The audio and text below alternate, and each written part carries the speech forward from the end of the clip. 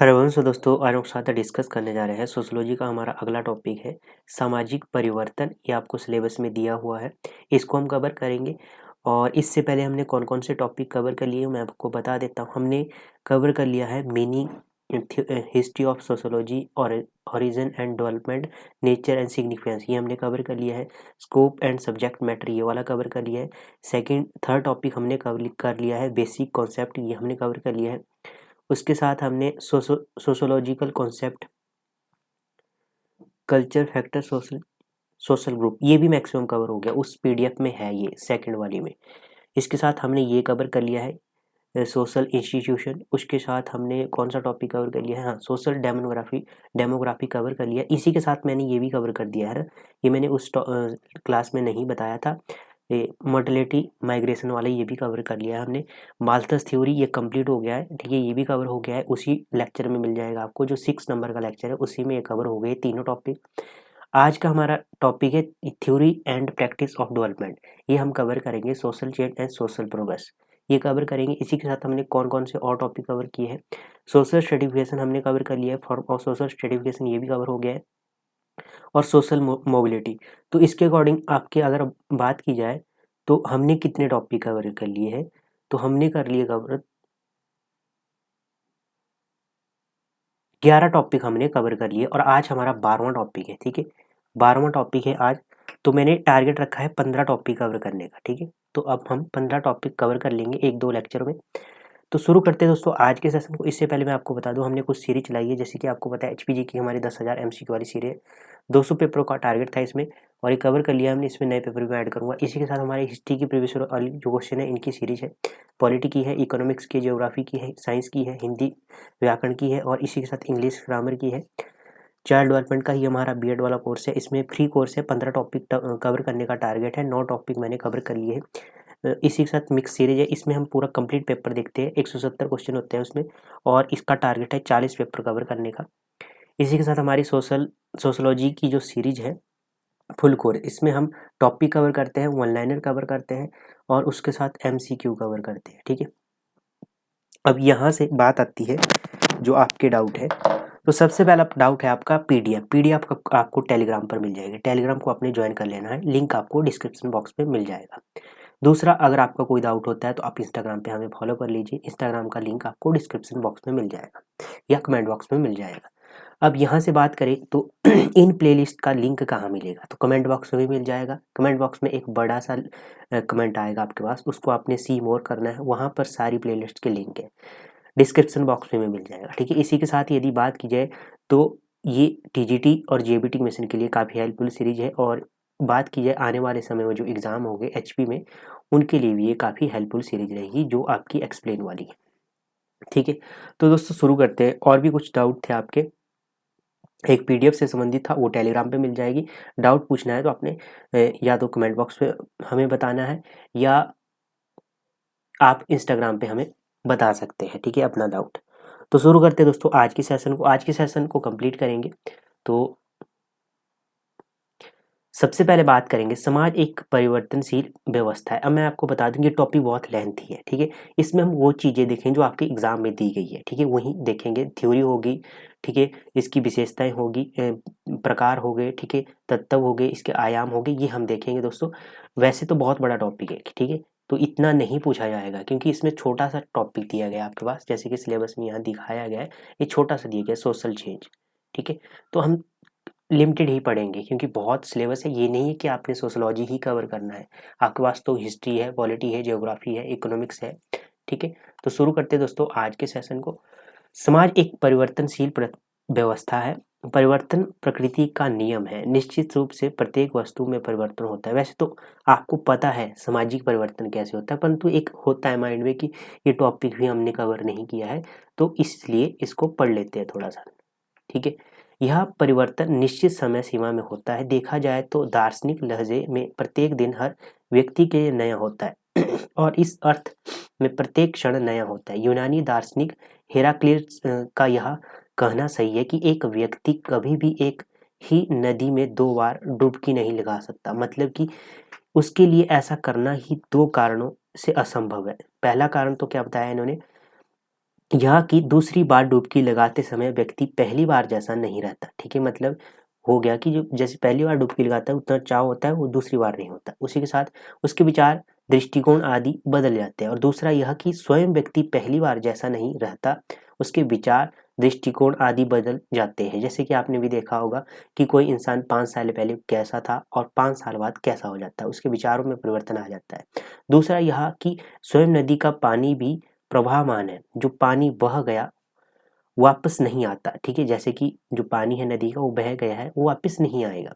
वस्तुतः व्यक्ति और नदी दोनों ही बदल जाते हैं। हेराक्लिस इस दर्शन का केंद्र यही है। संसार में प्रत्येक वस्तु बदलती है, परिवर्तन दृष्टि का नियम है, परिवर्तन सृष्टि का नियम, यह चिरंतन है, ठीक है। इसी के साथ नेक्स्ट है, इस दर्शन के प्रतिकूल, आपको क्लियर हो गया होगा क्या होता है सामाजिक परिवर्तन। इस दर्शन के प्रतिकूल एक और दर्शन है जिसका प्रतिपादन पैरमेनिडीज ने किया था, ठीक है। इस दार्शनिक का मत है कि परिवर्तन एक भ्रम है, यह धोखा है। समाज में प्रत्येक वस्तु ज्यों की त्यों रहती है, वह अपरिवर्तनशील है। फिर भी यह एक सार्वभौमिक सत्य है कि परिवर्तन प्रकृति का नियम है, कोई भी वस्तु स्थिर नहीं है। ग्रीन का कहना है कि परिवर्तन इसलिए होता है क्योंकि प्रत्येक समाज असंतुलन के निरंतर दौर से गुजर रहा है। कुछ व्यक्ति एक संपूर्ण संतुलन की इच्छा रखते हैं तो कुछ इसके लिए प्रयास भी करते हैं। सामाजिक परिवर्तन मुख्य रूप से समाज के 3 पक्षों को प्रभावित करता है। कौन कौन से पक्ष है? समूह के व्यवहार में परिवर्तन होता है, सामाजिक संरचना में परिवर्तन होता है, सांस्कृतिक विशेषताओं में परिवर्तन होता है। जब हम सामाजिक परिवर्तन की किसी भी प्रक्रिया में परिवर्तन की बात करते हैं तो हमारा तात्पर्य उपरोक्त तीनों पक्षों में होने वाले बदलाव से है। इस प्रकार किसी वस्तु में 2 समय में दिखाई देने वाली भिन्नताएं ही परिवर्तन है। परिवर्तन का संबंध प्रमुख रूप से 3 बातों से है: वस्तु, समय एवं विभिन्नता। एंथोनी किन्स की बात करेंगे, किन्गिंस की बात की जाए, प्रत्येक सामाजिक संरचना में एक अंतर्निहित संरचना होती है। इस अंतर्निहित संरचना में जब परिवर्तन आता है तो इसे सामाजिक परिवर्तन कहते हैं, ठीक है। मैकाइवर और पेज समाजशास्त्रीय होने के साथ, यहाँ पर कट गया है कुछ, ठीक है। प्रत्यक्ष संबंध लेकर सामाजिक संबंधों से है और उसमें आए हुए परिवर्तन को हम सामाजिक परिवर्तन कहते हैं। किंग्सले डेविस कहते हैं, ये लगा हुआ है आपको, ये आपके सिलेबस में दिया हुआ है तो आपने ध्यान में रखनी है। परिभाषाएं पूछी जा सकती है। सामाजिक परिवर्तन से हमारा अभिप्राय उन परिवर्तनों से है जो सामाजिक संगठन अर्थात समाज की संरचना और कार्यों में उत्पन्न होते हैं। डॉसन और गेटिस के अनुसार सांस्कृतिक परिवर्तन, परिभाषाएं देख लेते हैं दोस्तों, ठीक है। बाकी में टिक किया हुआ है कौन कौन सा हमें पढ़ना है। डॉसन और गेटिस के अनुसार सांस्कृतिक परिवर्तन ही सामाजिक परिवर्तन है। जीन्सबर्ग के अनुसार सामाजिक परिवर्तन का अभिप्राय सामाजिक ढांचे में परिवर्तन अर्थात समाज के आकार, इसके विभिन्न अंगों अथवा इसके संगठन की प्रकृति और संतुलन में होने वाले परिवर्तन से है। बोटमोर के शब्दों में क्या है कि सामाजिक परिवर्तन में हम उन परिवर्तनों को सम्मिलित करते हैं जो सामाजिक संरचना, सामाजिक संस्था अथवा उनके पारस्परिक संबंधों में घटित होता है। जोन्स के अनुसार सामाजिक परिवर्तन वह शब्द है जिसका प्रयोग सामाजिक प्रक्रियाओं, सामाजिक प्रतिमानों, सामाजिक अंतक्रियाओं और सामाजिक संगठन के किसी भी पक्ष में होने वाले परिवर्तन को समझने के लिए किया जाता है। दोस्तों मैं फास्ट क्यों पढ़ रहा हूँ, क्योंकि कई ऐसे कहते हैं कि आप धीरे पढ़ते हैं, कई कहते हैं कि रुक रुक के पढ़ते हैं, तो मैं फास्ट पढ़ा रहा हूँ। अब देखता हूँ कैसे कमेंट आएंगे आपके। पर मैं आप बात बता दूं आपको दोस्तों, कभी भी आपका व्यूवर खुश नहीं हो सकता, क्योंकि कोई कुछ चाहता है, कोई कुछ चाहता है, कोई फास्ट चाहता है, कोई, आपके पास सारे ऑप्शन है। मैं आपको बता दूं, अगर आपने फास्ट सुनना है तो 2x की स्पीड से सुन लीजिए, अगर स्लो सुनना है तो आप 0.5 की कर लीजिए, ठीक है। मैं आपके पास सारी सुविधाएं हैं, बट ये है कि आपने कमेंट करना है तो करना है, ठीक है। जैसे कि पीडीएफ के लिए बाद मैंने पहला ही कमेंट पिन किया हुआ है कि पीडीएफ के लिए टेलीग्राम पर आपको ज्वाइन करना है, ठीक है, तब भी कमेंट पिन करेंगे। तो आप देख लीजिए, कमेंट ही करने हैं। मैं आपको बता दूं, जो इस टाइम पढ़ने वाला स्टूडेंट होता है वो क्या करता है, लेक्चर देखता है, अगर उसको अच्छा लगा तो वो पढ़ता है और लेफ्ट कर जाता है, ठीक है, शिफ्ट हो जाता है कहीं पे, या उस लेक्चर को सुन लेता है, चाहे वो उस लेक्चर से 2 ही शब्द को सीखेगा, ठीक है। कमेंट करोगे आप, मैं आपको क्लियर कर दूं, मेरे पास सारे ऑप्शन है, मैं कमेंट को बंद कर सकता हूँ, ठीक है। बट मैं आपको बता रहा हूँ कि जो पढ़ने वाला होता है इस टाइम जो सिलेबस कवर करने के चक्कर में जो स्टूडेंट इस टाइम है, एस्पिरेंट है, वो ओनली टॉपिक कवर कर रहा है, कोई कमेंट नहीं, लेक्चर ऑन किया, जिसका उसका टारगेट है मैंने इस चैनल से ये लेक्चर कवर करना है, इससे मैंने ये कवर करना है, इस वाले से ये कवर करना है, तो वो आएगा पढ़ेगा। मैं आपको बता दूं, इतने भी वो देखने वाले होते हैं, उनमें से मात्र कमेंट कुछ बंदों के होते हैं, कुछ एस्पिरेंट के होते हैं। क्यों होते हैं इसके बारे में सोचना और कमेंट बॉक्स में मुझे बताना, ठीक है।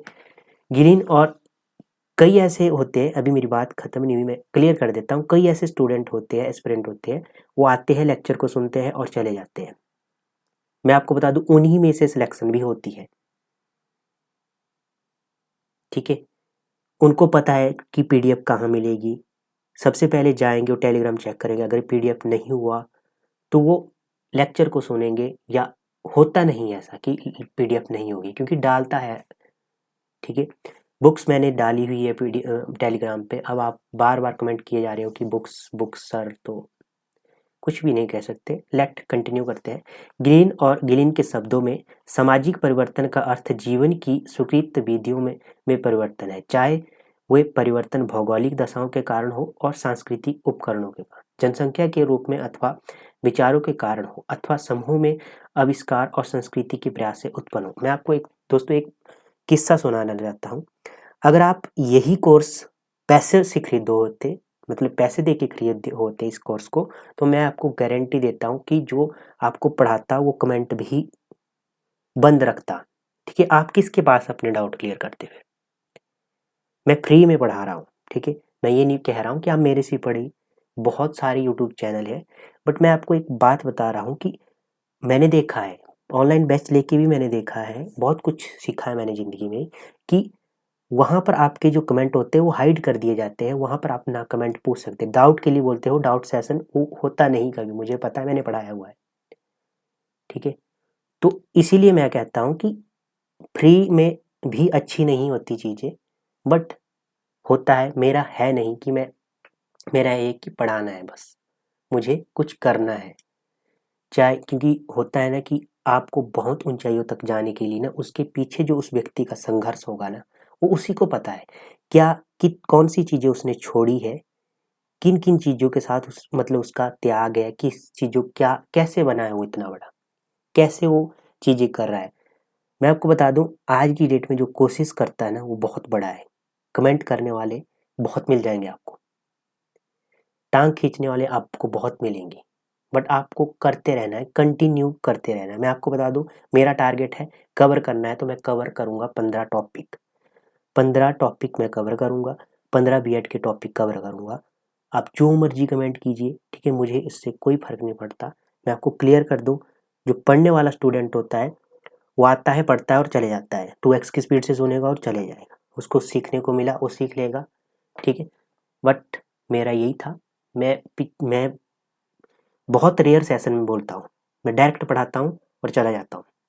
मैं ये भी नहीं कहता कि लाइक करो सब्सक्राइब करो, मेरे को किसी चीज़ से कोई मतलब नहीं है, पढ़ाना है, आना है और जाना है, ठीक है। मैं नहीं करता ये चीज़ें।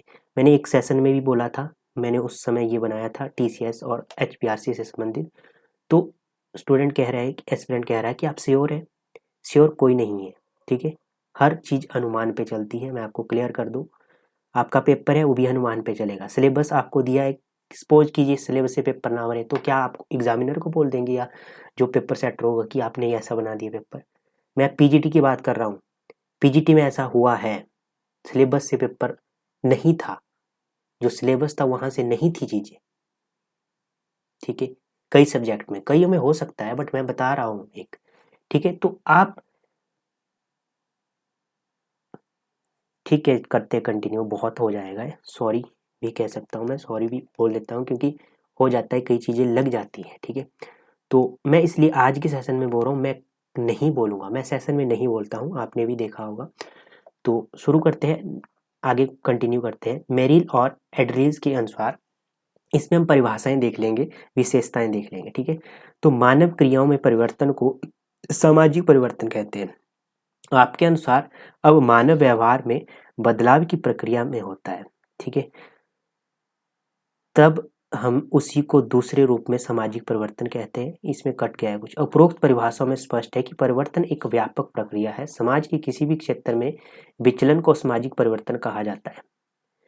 विचलन का मतलब यहाँ खराब या असामाजिक नहीं है। सामाजिक, आर्थिक, राजनीतिक, धार्मिक, नैतिक, भौतिक आदि सभी क्षेत्रों में होने वाले किसी भी प्रकार के परिवर्तन को सामाजिक परिवर्तन कहा जाता है। अतः सामाजिक परिवर्तन वह स्थिति है जिसमें समाज द्वारा स्वीकृत संबंधों, संस्थाओं, सामाजिक रुचि अथवा विचारों का रूप परिवर्तन हो जाता है उसे। अब इसमें विशेषताएं देख लेते हैं। सामाजिक परिवर्तन की कुछ विशेषताएं होती है, जैसे कि इसमें समाजशास्त्रियों का सहमत है। पहली, सामाजिक संरचना में परिवर्तन ही सामाजिक परिवर्तन है। टी.बी. बोटमोर का कहना है कि सामाजिक परिवर्तन ही केंद्रीय विशेषता सामाजिक संरचना में होने वाला परिवर्तन है। सामाजिक संरचना अपने आप में बहुत बृहद है। इसके अंतर्गत सामाजिक संस्थाएं, संस्थाओं में होने वाले संबंध और एक संस्था का अन्य संस्थाओं के साथ होने वाला संबंध सामाजिक परिवर्तन की प्रवृत्ति में आता है। आधुनिक मॉडर्निटी की बात करेंगे। बुद्धिवाद और उपयोगितावाद के दर्शन पर आधारित सोचने समझने के एक ऐसे ढंग को आधुनिकता कहते हैं जिसमें प्रगति की आकांक्षा, विकास की आशा और परिवर्तन के अनुरूप अपने आप को ढालने का भाव निहित होता है। तार्किक अभिवृत्ति, परानुभूति, वैज्ञानिक विश्व दृष्टि, सार्वभौमिक दृष्टिकोण इसके विशेष गुण है। उत्तर आधुनिकता की बात करेंगे। उत्तर आधुनिकता का आविर्भाव इसी शताब्दी में लगभग 60 के दशक में हुआ है। Jean François Lyotard the postmodern condition 1984 में अपनी पुस्तक में आधुनिकता पर कड़ा प्रहार करते हुए उत्तर आधुनिकतावादी विचारों को अपनी स्विस्तार रूपरेखा प्रस्तुत की है। इस विचारधारा का आविर्भाव विकसित एवं पूंजीवादी देशों की जीवन विधि से जुड़ा है। इन समाजों में औद्योगिक उत्पादन और उपभोक्ता संस्कृति ने मानवीय मूल्य और मानकों के तहत तहस नहस कर दिया है। मानकों को तहस नहस कर दिया। यही नहीं, बढ़ते हुए विश्वव्यापी औद्योगिकवाद ने इस धरती की जीवन पोषक व्यवस्था को ही खतरे में डाल दिया है।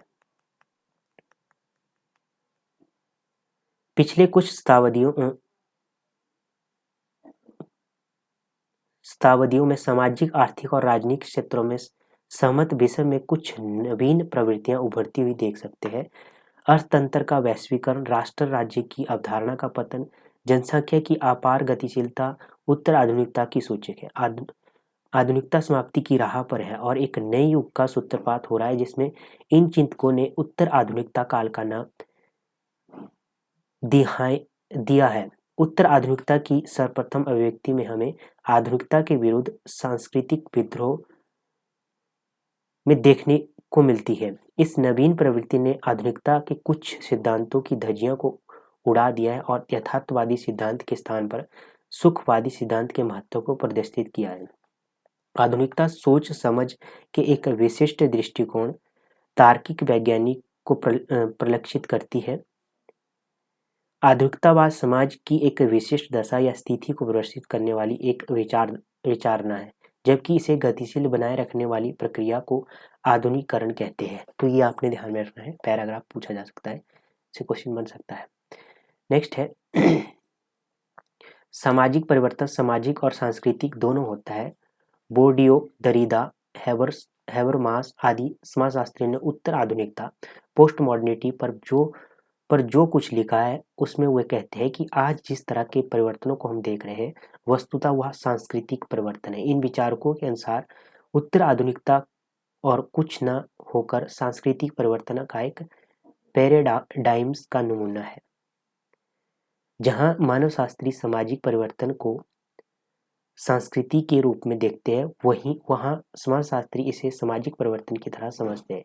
संक्षेप में, सामाजिक परिवर्तन की कोख में संस्कृति और सामाजिक परिवर्तन निहित है। सामाजिक परिवर्तन का तात्पर्य सामाजिक संबंधों में होने वाले परिवर्तन से है, जबकि सांस्कृतिक परिवर्तनों का मतलब मूल्य, मानक, शिक्षा आदि से होने वाले परिवर्तनों से है। आम आदमी के संबंधों में होने वाले वाला परिवर्तन सामाजिक परिवर्तन होता है। सामाजिक परिवर्तन एक सार्वभौमिक प्रक्रिया है। सामाजिक परिवर्तन की एक निश्चित गति होती है। परिवर्तन की जो गति आज से 2 दशक पहले थी वह बहुत बढ़ गई है। यूएनओ के अनुसार, ये परिभाषा आपने ध्यान में रखनी, यूएनओ के अनुसार किसी भी तकनीकी में बदलाव 7 वर्ष में दुगना हो जाता है। इस एक ही समाज में तकनीकी क्षेत्र में परिवर्तन की गति तीव्र होती है, उसी में सांस्कृतिक और सामाजिक बदलाव बहुत देरी आता है। सामाजिक परिवर्तन एक प्रक्रिया के रूप में सामाजिक परिवर्तन में मूल्य बोध होता है। जैसे कि सामाजिक परिवर्तन की प्रक्रिया में मूल्यों का भरपूर समावेश होता है। मूल्य और मानदंड सामाजिक परिवर्तन के बुनियादी आधार है। जब हम कहते हैं कि समाज में प्रगति हुई है तो इसमें समाज के कतिपय मूल्य निहित है। प्रगति से हमारा तात्पर्य शिक्षा के प्रसार, तकनीकी का अधिकतम प्रयोग, पूंजीवादी अर्थव्यवस्था आदि से जुड़े हुए मूल्यों से है। जहाँ कहीं सामाजिक परिवर्तन का मूल्यांकन होता है तो इस मूल्यांकन का पैमाना मूल्य और मानदंड होते हैं। सामाजिक परिवर्तन अचानक ही हो जाता है, इसलिए इसकी भविष्यवाणी करना कठिन है। सामाजिक परिवर्तन के मुख्य स्रोत है आर्गवर्न की बात करेंगे। सामाजिक परिवर्तन के मुख्य स्रोत निम्नलिखित हैं। सबसे पहले आविष्कार, इनोवेशन की बात करेंगे। विज्ञान और प्रौद्योगिकी के जगत में मनुष्य के आविष्कार इतने अधिक है कि उनकी गिनती करना मुश्किल है। विज्ञान और प्रौद्योगिकी क्षेत्र के आविष्कारों ने मानव समाज में एक युगांतकारी एवं क्रांतिकारी परिवर्तन ला दिया। आज विश्व में शायद ही कोई व्यक्ति या समाज होगा जिसका जीवन प्रत्यक्ष या परोक्ष रूप से प्रभावित न हुआ हो। मानव समाज में जितने भी परिवर्तन आए उन परिवर्तनों के मुख्य स्रोत भौतिकी जगत के आविष्कार रहे हैं। खोज की बात करेंगे, डिस्कवरी।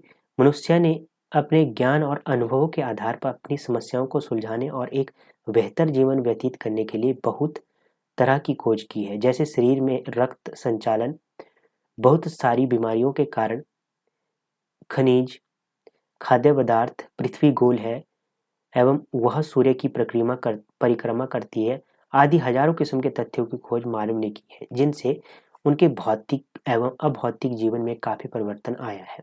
मनुष्य एक खोजी प्रवृत्ति का जीव है और वह आज भी नई नई खोज में लगा है। इन खोजों की सामाजिक विकास में महत्वपूर्ण भूमिका है। जैसे कि वर्तमान में जैसे रोबोट के ऊपर काम किया जा रहा है, रोबोट पे काम नहीं, बहुत विकास हो चुका है रोबोट के ऊपर। तो प्रसार की बात करेंगे। प्रसार क्या होता है? सांस्कृतिक जगत के परिवर्तन में प्रसार का प्रमुख योगदान रहा है। पश्चिमीकरण, आधुनिकीकरण और भूमंडलीकरण जैसी प्रक्रियाओं का मुख्य आधार आज प्रसार ही रहा है। आधुनिक युग में प्रौद्योगिकी का इतना अधिक विकास हुआ है कि प्रसार की गति बहुत तेज हो गई। यही कारण है कि आज हम एक विश्व एवं विश्वव्यापी ग्राम जैसी अवधारणाओं की बात करने लगे हैं। आंतरिक विभेदीकरण की बात करेंगे। समाज में परिवर्तन समाज की स्वाभाविक विकासीय प्रक्रिया से संभव होता है। हर एक समाज अपनी आवश्यकताओं के अनुसार धीरे धीरे विशेष स्थिति में परिवर्तन होता रहता है।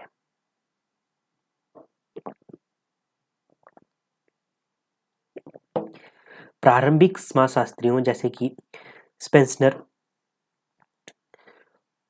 हॉबहाउस, दुर्खिम एवं बहुत सारे मानवशास्त्रियों ने अपने उद्विकासीय सिद्धांत में स्वतः चलने वाली आंतरिक विभेदीकरण की प्रक्रिया पर काफी बल दिया है। इसमें कोई संदेह की बात नहीं है कि इस आंतरिक विभेदीकरण की प्रक्रिया में खोज एवं आविष्कार का अपना एक अलग महत्व है। सामाजिक और सांस्कृतिक परिवर्तन की बात करेंगे। इसमें अंतर, सामाजिक परिवर्तन मात्र सामाजिक संबंधों में होने वाला परिवर्तन है, जबकि सांस्कृतिक परिवर्तन धर्म ज्ञान विश्वास, कला, साहित्य तथा कानून आदि सभी क्षेत्रों में होने वाला परिवर्तन है। सामाजिक परिवर्तन से सामाजिक संरचना में परिवर्तन का बोध होता है, जबकि सांस्कृतिक परिवर्तन में संस्कृति के विभिन्न पक्षों में होने वाले परिवर्तनों का बोध होता है। सामाजिक परिवर्तन चेतना अचेतन दोनों परिवर्तनों के परिणाम स्वरूप उत्पन्न होता है, जबकि सांस्कृतिक परिवर्तन प्रायः सचेत प्रयत्नों से घटित होता है। सामाजिक परिवर्तन की गति काफी तीव्र भी हो सकती है, जबकि सांस्कृतिक परिवर्तन की गति अपेक्षाकृत कम तीव्र होती है। इसका तात्पर्य यह है कि सामाजिक संबंधों में परिवर्तन तेजी से भी हो सकता है, जबकि धर्म, विश्वास, जीवन के मूल्यों आदि में परिवर्तन धीमी रफ्तार से होता है। अब देखो दोस्तों, मैं आपको क्लियर कर देता हूँ। अब मेरे को कमेंट क्या आएगा कि बहुत तेज पढ़ा रहे हैं आप।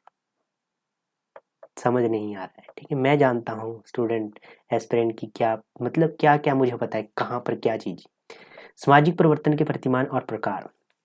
सामाजिक परिवर्तन का स्वरूप हमेशा एक जैसा नहीं होता, अतः हमें सामाजिक परिवर्तन के स्वरूप के संदर्भ में उसके प्रतिमान या प्रकार पर विचार करना चाहिए। सामाजिक परिवर्तन के अनेक प्रतिरूप देखने को मिलते हैं, जैसे मिकाइवर और पेज ने सामाजिक परिवर्तन के मुख्य 3 स्वरूपों की चर्चा की है। सबसे पहले, सामाजिक परिवर्तन कभी-कभी क्रमबद्ध तरीके से एक ही दिशा में निरंतर चलता रहता है, भले ही परिवर्तन का आरंभ एकाएक ही क्यों ना हो। उदाहरण के लिए हम विभिन्न आविष्कारों के पश्चात परिवर्तन के क्रमों की चर्चा कर सकते हैं। ऐसे परिवर्तन को हम रेखीय परिवर्तन कहते हैं।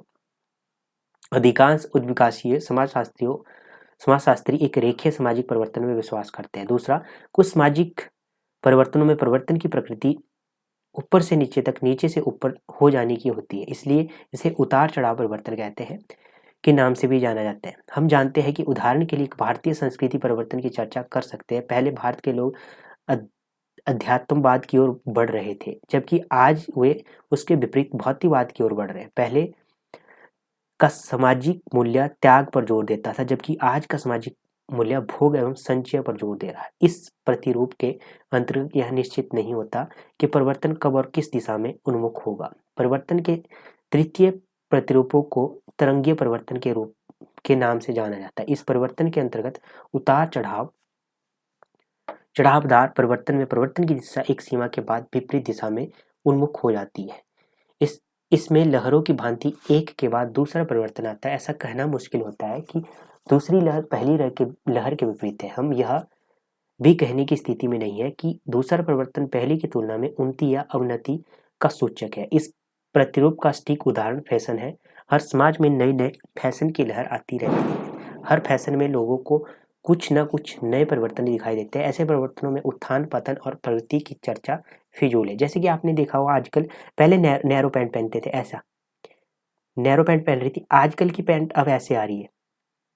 और यही पैंट मतलब कि मैं आपको बता दूं 2014 के आसपास ही भी यही फैशन था, ठीक है। ये फैशन पहले हमारे पापा क्या करते थे कि ये फैशन हमारे टाइम में होता था, नैरो वाला, ठीक है। ये फिर से आया, अब मैं कह रहा हूँ ये फिर से आएगा, ठीक है। जैसे ये बेल बॉटम वाला आया, स्ट्रेट फिट वाला पैंट वाला आ चुका है, तो ये पहले भी था दोस्तों, ठीक है। जैसे कि आपने पुरानी मूवीज देखी होगी तो उसमें था ये बेल बॉटम, ठीक है। तो अब फिर से रिपीट हो, हर मतलब चेंज होता रहता है। उसी तरह से ये कह रहा है कि प्रथम प्रतिमान रेखीय परिवर्तन, औद्योगिक परिवर्तन या एवं वैज्ञानिक उन्नति। द्वितीय प्रतिमान उतार चढ़ाव वाला परिवर्तन आर्थिक प्रक्रिया और जनसंख्या के क्षेत्र में। जैसे कि पहला है ये वाला तीर, दूसरा है इस तरह से, ठीक है।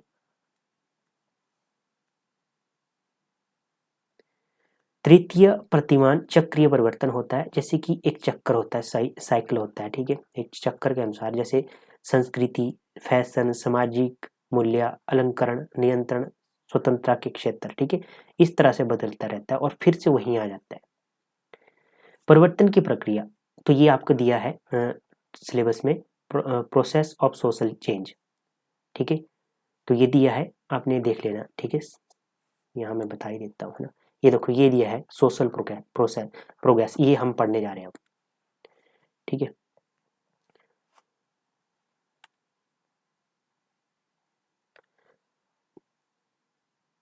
सामाजिक परिवर्तन एक प्रक्रिया है जिसका सीधा अर्थ यह है कि सामाजिक परिवर्तन कभी समाप्त नहीं होता, इसमें निरंतरता होती रहती है। सामाजिक परिवर्तन की प्रक्रिया निम्न आयामों से गुजरती है। कौन कौन से आयाम, अब यहाँ से क्वेश्चन पूछा जाएगा, मैं आपको क्लियर कर दूं। यहाँ से क्वेश्चन अगर बनेगा तो ये पूछे जाएंगे, इनमें से 3 आयाम दिए जाएंगे, एक नहीं होगा उसमें से। उद्विकास, इवोल्यूशन, विकास, डेवलपमेंट, प्रगति, प्रोग्रेस, सुधार, रिफॉर्म्स, क्रांति, रिवोल्यूशन, ठीक है। सामाजिक आंदोलन, सोशल मूवमेंट, तो ये आपने ध्यान में रखना है। उद्विकास की बात करेंगे, उद्विकास की अवधारणा का सीधा संबंध जैविक उद्विकास से है। 19वीं शताब्दी के समाजशास्त्रियों ने उद्विकास की अवधारणा का प्रयोग बहुत अधिक किया है। यह सब होते हुए भी इन लेखकों ने उद्विकास में निहित अर्थ का कोई अधिक स्पष्ट नहीं किया है। उद्विकास का जनक डार्विन को माना जाता है।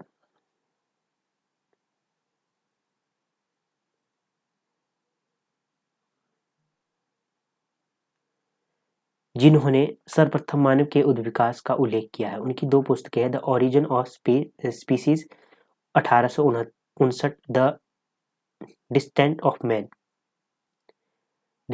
ऑफ मैन 1863 में। इस दिशा में उल्लेखनीय है। ये दोनों पुस्तकें आपने ध्यान में रखनी, पूछी जाएगी।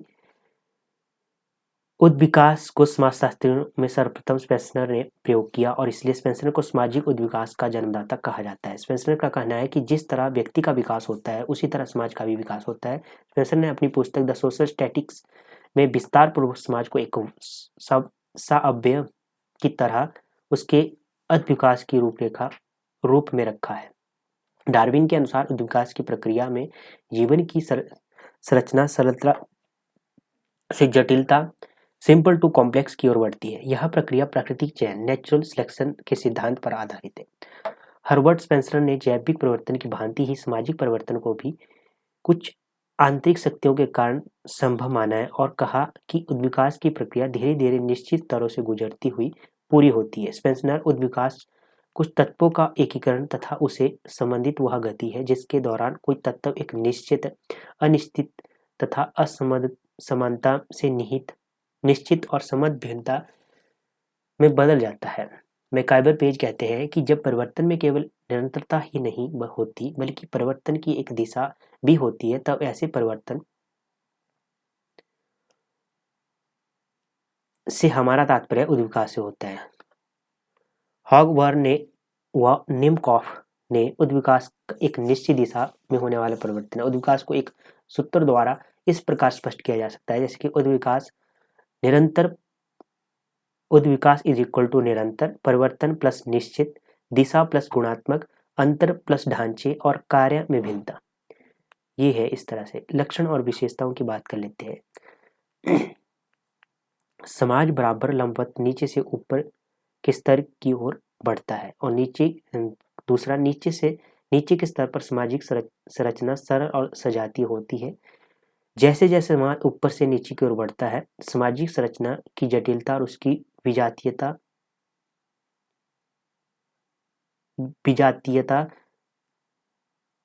भी बढ़ती है। स्पेंसर के अनुसार जैविक विकास का सिद्धांत भी सभी तरह के विकास पर लागू होता है। नीचे के स्तर से ऊपर के स्तर की ओर बढ़ने के पीछे स्पेंसर के अनुसार जनसंख्या की वृद्धि और सामाजिक स्तरीकरण में से ये 2 प्रमुख कारक है। सबसे पहले उद्विकास मूल्य निरपेक्ष होता है, इसका समाज के मूल्यों में कोई लेना देना नहीं है। उद्विकास निरंतर आगे बढ़ने वाली प्रक्रिया है, इसमें पीछे लौटने की बात नहीं होती, अर्थात एक अवस्था के पश्चात ही दूसरी अवस्था आती है, इसमें चरणों की पुनरावृत्ति नहीं होती। उद्विकास निरंतर एवं धीमी गति से होने वाला परिवर्तन है। उद्विकास वस्तु की आंतरिक वृद्धि के कारण होता है। उद्विकास सदैव सरलता से जटिलता की ओर होता है। यह एक सार्वभौमिक प्रक्रिया है।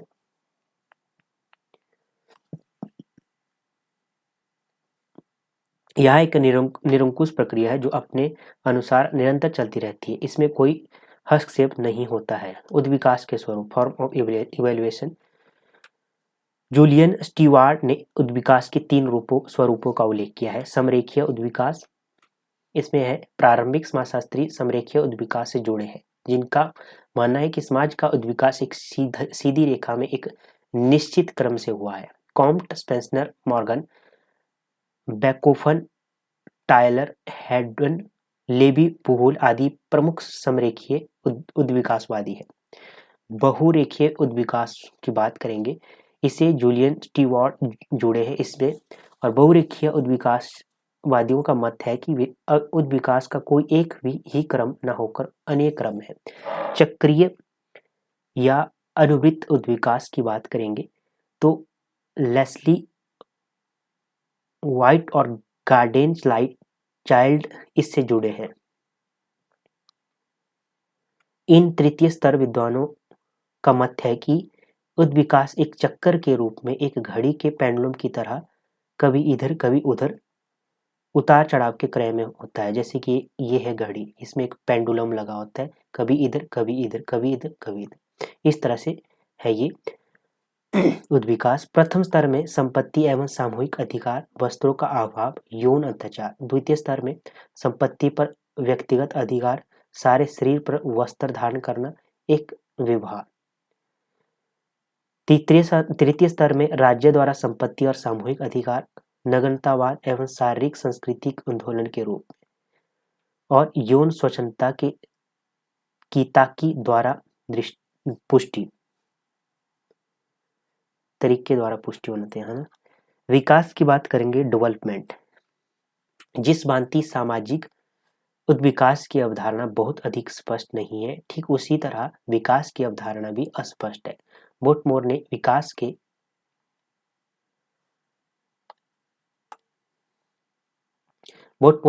के अर्थ को स्पष्ट करते हुए कहा कि इसके माध्यम से हम वस्तुओं को पूरी तरह से विकसित अवस्था की ओर ले जाते हैं। यहाँ इस अर्थ में भी कठिनाई है। कुछ लोग जिसे विकास कहते हैं, दूसरों की दृष्टि में शायद वह पतन है। दुनिया भर में विकास की अवधारणा के अर्थ को लेकर एक बहुत बड़ा विवाद चल रहा है। आज तकनीकी विकास के युग में बड़े बड़े बांध बनाए जा रहे हैं, पहाड़ों को भेद कर बड़ी बड़ी टनलें बनाई जा रही है, गहरे समुद्र में मछलियां पकड़ी जाती है और ऐसे ही अनगिनत कार्य विकास के नाम पर किए जा रहे हैं। सरकारें भी इसे विकास के नाम से पुकारती है, लेकिन दूसरी ओर पर्यावरणवादी है जो तथाकथित विकास को पतन या प्रदूषण मानते हैं।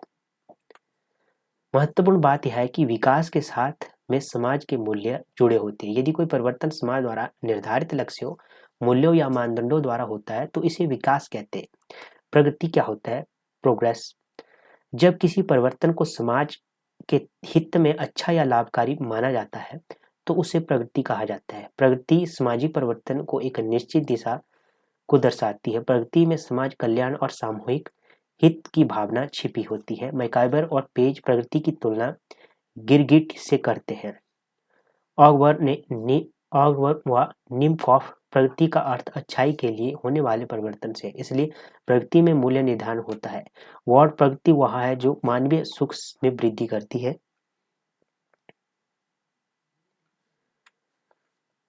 लुमले के अनुसार प्रगति एक परिवर्तन है, लेकिन वह इच्छित और मान्यता प्राप्त दिशा में होने वाला परिवर्तन है, किसी भी दिशा में होने वाला परिवर्तन नहीं है। गुरबिच और मूर के शब्दों में प्रगति स्वीकृत मूल्यों के संदर्भ में इच्छित मूल्यों की ओर बढ़ना है।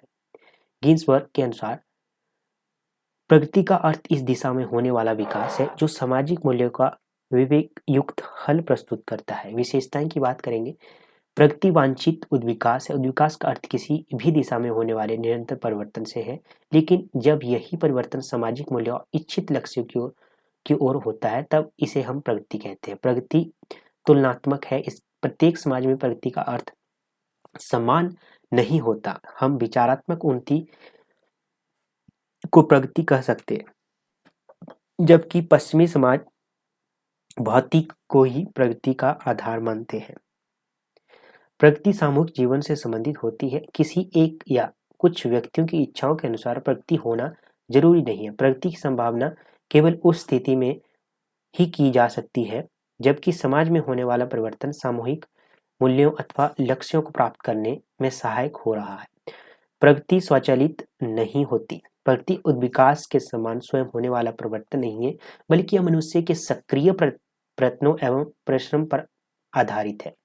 प्रगति की धारणा केवल मनुष्य से संबंधित है। प्रगति में लाभ अधिक हानि कम होती है। प्रगति की धारणा परिवर्तनशील है। दोस्तों, प्रगति की धारणा क्या है? परिवर्तनशील है। इसी के साथ सुधार की बात करेंगे, रिफॉर्म्स की बात कर लेते हैं। रिफॉर्म्स क्या है? सामाजिक सुधार की अवधारणा वस्तुतः सामाजिक परिवर्तन का बोध देती है। यह भी एक सामाजिक प्रक्रिया जो धीरे धीरे सामाजिक परिवर्तन की ओर बढ़ती है। जब समाज की परंपरागत व्यवस्था को जानबूझकर परिवर्तित किया जाता है तो यह सुधार है। यूरोप के इतिहास में एक पूरी शताब्दी धार्मिक सुधार की रही है। ये सुधार 18वीं से 19वीं शताब्दी में हुए। कट्टर धर्म अवलंबी कैथोलिक धर्म से किसी भी सुधार को स्वीकार करने के लिए तैयार नहीं थे। इधर दूसरी ओर प्रोटेस्टेंट धर्मावलंबी यह आंदोलन उठाए थे कि कैथोलिक धर्म अत्यधिक रूढ़िवादी था और समय के अनुसार उसे बदल जाना चाहिए। धर्म के नाम पर जो भी आडंबर थे उनके खिलाफ यूरोप का यह सुधार आंदोलन था। हमारे देश में भी सुधार आंदोलन का सूत्रपात लगभग इन्हीं शताब्दियों में हुआ है। विधवा विवाह को सुधार का एक मुद्दा बनाया गया। यह इसलिए कि विधवाओं का जीवन अपने आप में एक त्रासदी था। सुधारवादियों ने सती प्रथा के उन्मूलन के लिए भी आंदोलन किए। उधर गांधी जी ने अछूतद्वार के लिए भी आंदोलन किया। इन अर्थों में सामाजिक सुधार भी एक प्रकार की सामाजिक परिवर्तन की प्रक्रिया है। क्रांति, रेवोल्यूशन, तीव्र गति में होने वाले परिवर्तन को क्रांति कहते हैं। जहाँ विकास में क्रमबद्ध और निरंतर परिवर्तन होता है, वहाँ क्रांति में तीव्र और अव्यवस्थित परिवर्तन होता है। समाज में आर्थिक और राजनीतिक और धार्मिक समूह होते हैं। जब किसी एक समूह में क्रांति होती है तो इसका प्रभाव अन्य समूह पर भी पड़ता है। फ्रांस रूस की राज्य क्रांतियों ने वहाँ के सामाजिक, सांस्कृतिक और आर्थिक जीवन को झकझोर दिया। औद्योगिक क्रांति ने जीवन के सभी पहलुओं को प्रभावित किया। लेबॉ ने क्रांति का मनोवैज्ञानिक विश्लेषण करते हुए कहा कि जिस देश में सामाजिक संस्थाएं जितनी अधिक रूढ़िवादी होगी, उतनी ही शीघ्र वहां क्रांति भी होगी। क्रांति समाज के किसी भी हिस्से में हो सकती है। विज्ञान के क्षेत्र में diesel engine, nylon, terylene, television, cellular, pager आदि ने जीवन के अनेक क्षेत्रों में किस तरह शीघ्रता से परिवर्तन कर दिया, वह इसमें छिपा नहीं है। क्रांति में प्रायः हिस्से का समावेश होता है, लेकिन हमेशा ऐसा होना आवश्यक नहीं है। अहिंसक क्रांति भी होता है, रक्तहीन क्रांति भी होती है। इंग्लैंड की क्रांति को इतिहासकार रक्तहीन क्रांति कहते हैं। हमारे देश में भी 1947 में जो स्वतंत्रता प्राप्ति के लिए क्रांति हुई, वह रक्तहीन क्रांति है।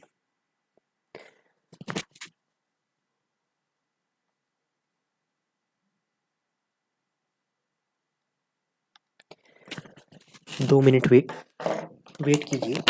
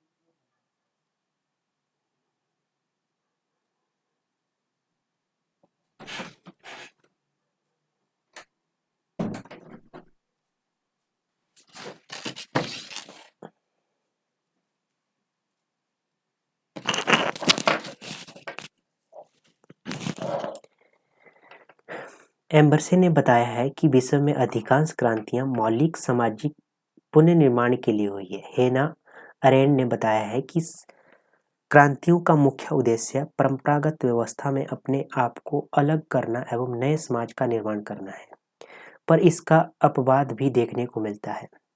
इसमें क्रांति द्वारा समाज को और भी पुरातन व्यवस्था में ले जाने की कोशिश की गई है। ईरान के अंतर्गत खुमैनी के नेतृत्व में जो क्रांति हुई, उसका मुख्य उद्देश्य बदलते हुए ईरानी समाज पर इस्लाम को पुनः अधिक से अधिक स्थापित करने की कोशिश की गई। क्रांति के लिए एथनी गिंडेंस तीन बातों की ओर गिंडेंस तीन बातों की ओर सम्मिलित करते हैं। क्या कौन कौन सी बातें थी? तो सबसे पहली थी क्रांति एक राजनीतिक प्रक्रिया है, क्योंकि यह इस प्रक्रिया के अंतर्गत सत्ता का हस्तांतरण होता है। क्रांति का माध्यम एक हिंसक आंदोलन होता है और क्रांति का उद्देश्य मौलिक सामाजिक परिवर्तन होता है।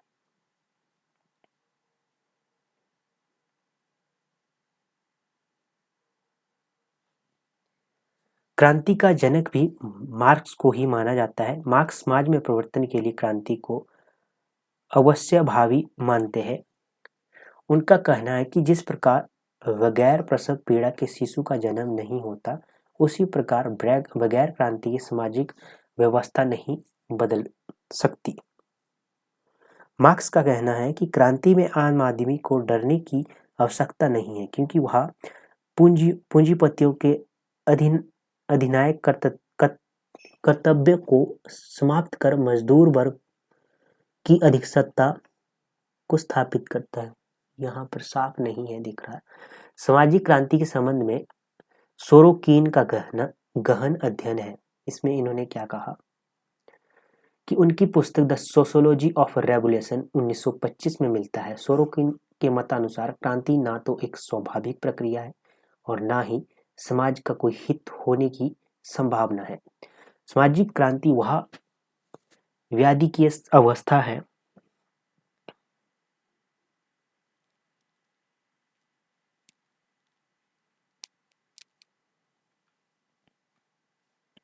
सामाजिक क्रांति वह व्याधि की अवस्था है जिसमें एक ओर लोगों के व्यवहार में और दूसरी ओर उनके मस्तिष्क, विचारधारा, विश्वास और मूल्यांकन में परिवर्तन हो जाता है। इतना ही नहीं, क्रांति में जनसंख्या की जैविक संरचना तथा जन्म एवं मृत्यु दर में भी उल्लेखनीय परिवर्तन होता है। क्रांति के अनेक गंभीर परिणाम होते हैं, जिनमें समाज की सामाजिक संरचना की विकृति सबसे महत्वपूर्ण है। दूसरे शब्दों में, क्रांति के परिणाम स्वरूप सामाजिक ढांचा अत्यधिक अव्यवस्थित हो जाता है। क्रांति के दौरान ऐसे लोगों का ही बोलाबाला होता है जो कि सारे समाज को विषाक्त करते हैं। यह समाज के सदस्यों की मनोदशा, विश्वासों, भावनाओं तथा धारणाओं में भी क्रियाशील हो जाता है और समाज का समस्त वातावरण भ्रष्ट एवं कुलुषित हो जाता है। उपरोक्त विवेचन से स्पष्ट होता है कि क्रांति में कुछ बुराइयां अवश्य हैं, पर वह यह सामाजिक परिवर्तन की एक महत्वपूर्ण प्रक्रिया है। सामाजिक उद्विकास, प्रगति, विश्वास और क्रांति को निम्न रेखाचित्र से स्पष्ट कर सकते हैं। जैसे कि ये क्रांति है, यह उद्विकास किसी भी दिशा में होने वाला होता है, जैसे किसी भी दिशा में हो सकता है। क्रमबद्ध परिवर्तन इस तरह से होता है, जैसे कि इस तरह से। प्रगति इस तरह से होती है, प्रगति समाज स्वीकृत मूल्य की ओर परिवर्तन करता है। विकास क्या से होता है? ऊपर से नीचे की ओर, है ना। विकास सदैव ऊपर की होने वाला परिवर्तन है। क्रांति कैसे होती है? क्रांति इस तरह से होती है, ये ग्राफ है क्रांति का। अचानक होने वाला परिवर्तन जिसमें क्रम ना हो, मतलब ऐसे क्रम ना हो, ऐसे क्रम, एकदम से परिवर्तन। ठीक है, ध्यान रखे, यहाँ से परिभाषाएं ध्यान में रखनी है आप। अब यहाँ से कौन कौन सी परिभाषाएं हैं?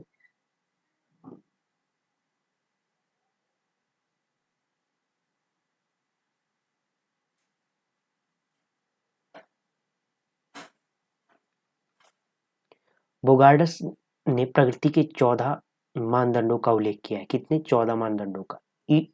ईटी डिवाइन ने भी प्रगति के 14 मानदंडों का उल्लेख किया है।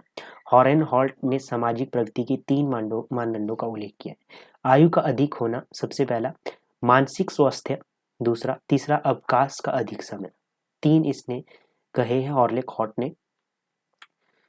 टॉड ने संपत्ति, स्वास्थ्य, जनसंख्या व्यवस्था, स्थायित्व तथा अवसरों की वृद्धि की प्रगति का मानदंड माना है। नेक्स्ट है हॉबहाउस ने समुदाय की प्रगति के लिए उचित जनसंख्या, कार्यकुशलता, स्वतंत्रता तथा पारस्परिक सेवा की प्रवृत्ति को आवश्यक छोटी माना है। रॉस ने 38 सामाजिक प्रक्रियाओं का उल्लेख किया है। ब्लैकमोर एवं गिलिन ने 6 सामाजिक प्रक्रियाओं का उल्लेख किया है। पार्क और वर्गेस सामाजिक प्रक्रिया के 4 प्रकारों में प्रतियोगिता, संघर्ष, समायोजन एवं सामंतीकरण में विभाजित किया है। बॉर्नबीच और एच बुकर ने 650 भागों में सामाजिक प्रक्रियाओं को विभाजित किया है।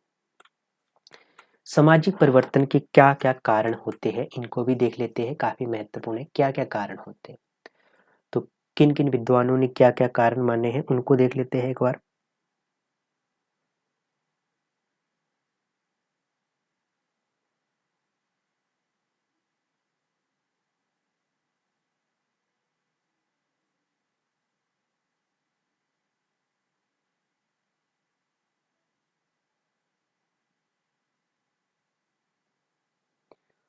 सामाजिक परिवर्तन के कारण की बात करेंगे। किसी भी परिवर्तन के लिए कुछ ना कुछ कारक उत्तरदायी होते हैं। अगर हम किसी परिवर्तन के कारक को जान पाते तो उससे संबंधित परिणामों के बारे में भी सचेत हो जाते। लुक्रेटिस का कहना है कि वह व्यक्ति ज्यादा सुखी है जो किसी परिवर्तन के कारण हो जाना परिवर्तन को जान लेता है। ठीक है।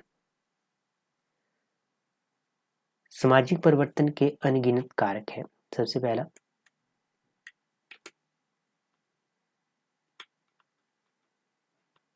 जिन कारणों से आज सामाजिक परिवर्तन हो रहे हैं उनमें बहुत से कारक प्राचीन काल में मौजूद नहीं थे।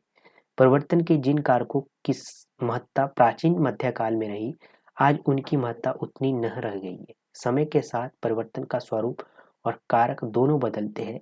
विभिन्न विद्वानों ने सामाजिक परिवर्तन के लिए विभिन्न कारकों को उत्तरदायी माना है, जैसे कि मार्क्स ने आर्थिक संकट को, कॉम्ट ने बौद्धिक विकास को, स्पेंसर ने विभेदीकरण और सार्वभौमिक प्रक्रिया को, वेबर ने धर्म को और सोरोकिन ने संस्कृति को, ऑगवर्ड ने सांस्कृतिक पिछड़ेपन को सामाजिक परिवर्तन के लिए उत्तरदायी माना है। इस प्रकार सामाजिक परिवर्तन के लिए निम्नलिखित कारक उत्तरदायी ठहराए जा सकते हैं। प्राकृतिक या भौगोलिक कारक। अनेक बार प्रकृति समाज को परिवर्तन की प्रेरणा देती है। उदाहरण स्वरूप जब भूकंप आता है या बाढ़ आती है अथवा अनावृष्टि होती है तब बहुत सारे परिवार उजड़ जाते हैं और अनेक उनके संबंधों का पता नहीं चलता। जैसे कि अभी भी देखा होगा अपने हिमाचल प्रदेश में, जैसे बाढ़ आई या आपदा से क्या क्या हुआ, तो वैसे आप इससे एक एग्जाम्पल अपने माइंड में क्रिएट कर सकते हैं। इस तरह से भी परिवर्तन होता है सामाजिक। अनेक संबंधों में बहुत बड़ा परिवर्तन आता है, लेकिन उनके संबंधों में बहुत बड़ा परिवर्तन आता है, लेकिन प्राकृतिक कारक समाज में केवल सहगामी कारकों के महत्व ही नहीं परिवर्तन लाते, अपितु सहगामी कारकों के द्वारा भी परिवर्तन लाते हैं। जैसे प्राकृतिक कारकों के महत्व को स्वीकार करते हुए हरिटगन ने कहा कि जलवायु में परिवर्तन होने से सभ्यता एवं संस्कृति में परिवर्तन होता है। हटिगटन का कहना है कि सिर्फ भौगोलिक कारक ही सामाजिक परिवर्तन के लिए उत्तरदायी है। इसलिए हटिगटन के विचार में भौगोलिक निर्धारणवाद सामाजिक परिवर्तन का महत्वपूर्ण कारक है।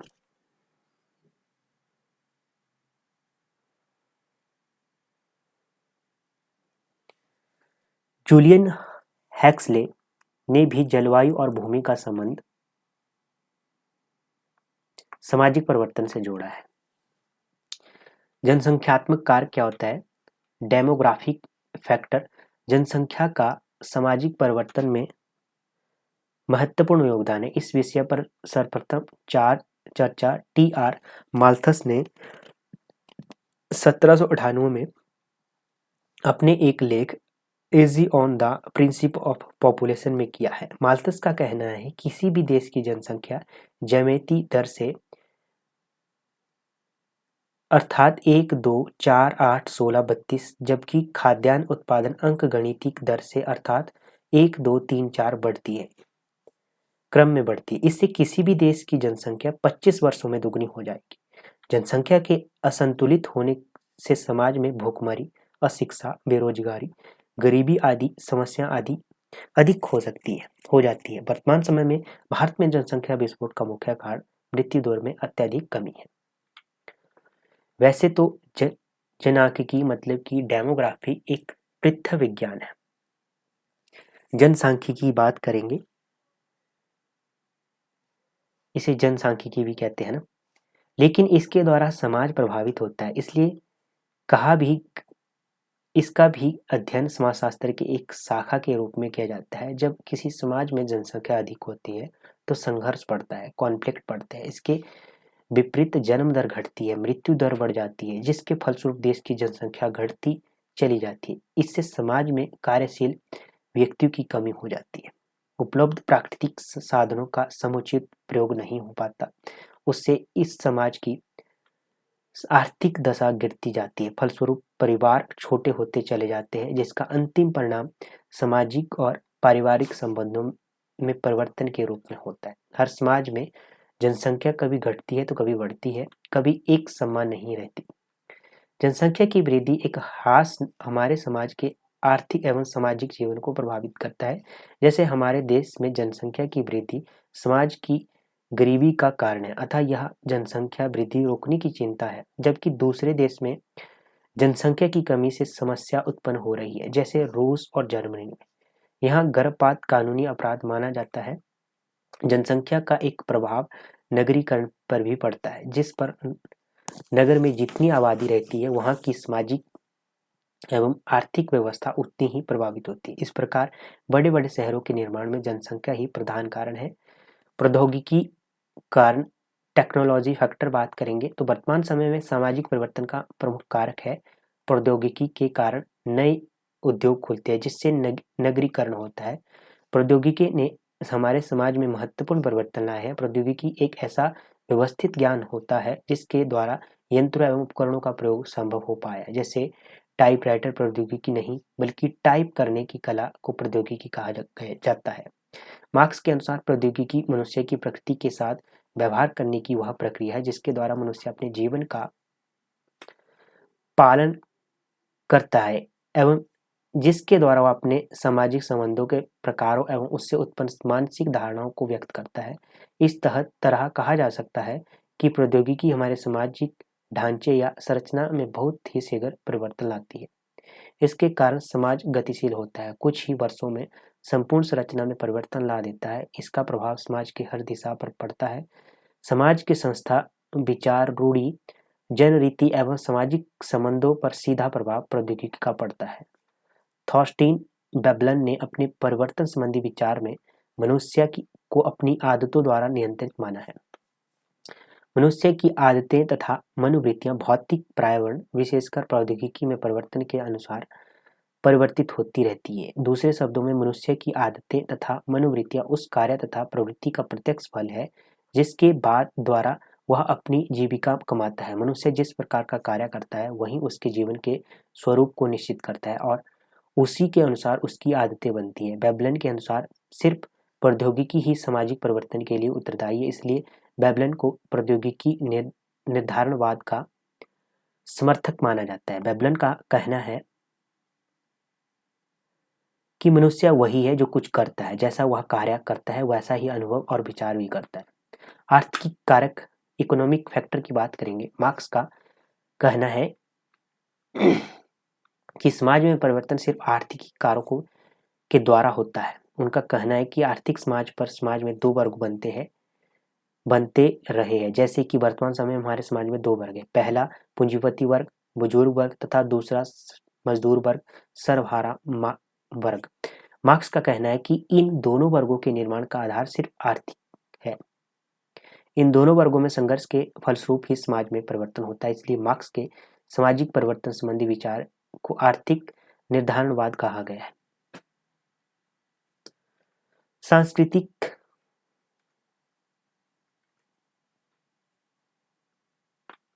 सांस्कृतिक कारक भी सामाजिक परिवर्तन के लिए उत्तरदायी है। हमारे आदर्श, विश्वास, धर्म, प्रथाएं, संस्थाएं, रूढ़ियों आदि हमारे सांस्कृतिक जीवन की प्रतिबिंब है। संस्कृति ही जनसंख्या, तकनीकी और उद्योग धंधों के प्रसार की दिशा निर्धारित करता है। ऑगबर्न के अनुसार भौतिकी और अभौतिकी दोनों संस्कृतियों में परिवर्तन आने से सामाजिक परिवर्तन आता है, जिसे वह सांस्कृतिक विलंबना कहते हैं, कल्चर लैग कहते हैं। भौतिक संस्कृति हमारे आदतों में परिवर्तन लाती है, वह अभौतिकी संस्कृति के व्यवहारों में आदतें व व्यवहार दोनों सामाजिक परिवर्तन लाने के लिए पर्याप्त है। इसके अतिरिक्त धर्म सामाजिक परिवर्तन की दिशा निर्धारित करता है। वैचारिक कार्य क्या होता है? आइडियोलॉजिकल फैक्टर, विचार एवं विचारधाराएं भी सामाजिक परिवर्तन लाने की महत्वपूर्ण भूमिका निभाते हैं। किसी समस्या के हल के लिए समाजशास्त्री नवीन विचार प्रस्तुत करते हैं। मार्क्स ने यह विचार दिया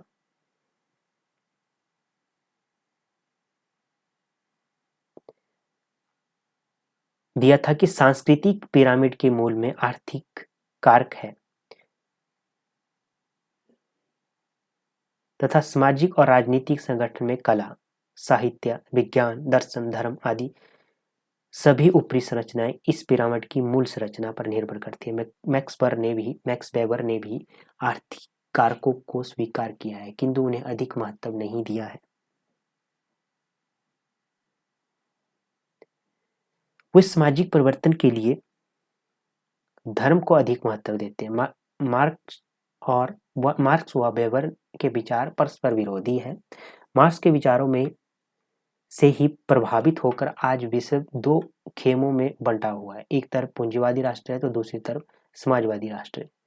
वैचारिक परिवर्तन प्रथाओं, रीति रिवाजों, संस्थाओं एवं कानून में भी परिवर्तन लाता है। एक विचारधारा को मानने वाले राजनीतिक दल के स्थान पर जब दूसरी विचारधारा को मानने वाला राजनीतिक दल सरकार बनाता है तो समाज में कई नए परिवर्तन दृष्टिगोचर होते हैं।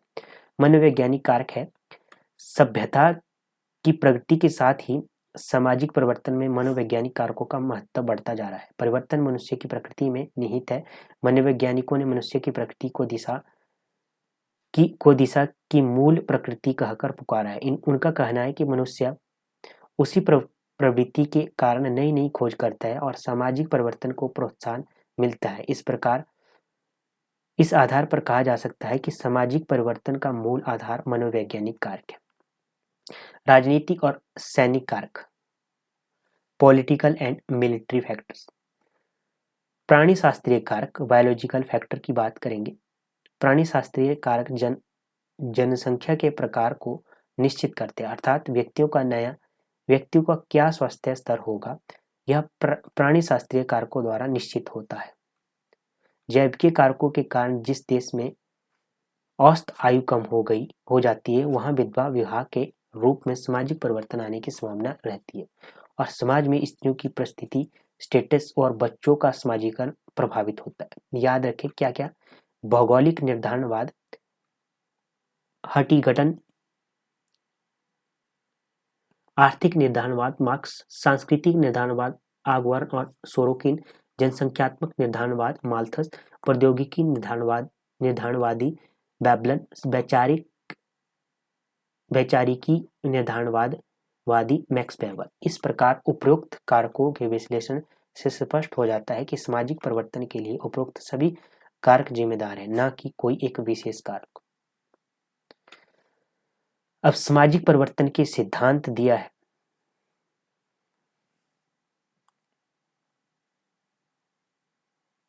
थ्योरी एंड प्रैक्टिस डेवलपमेंट की बात की गई तो देख लेते हैं।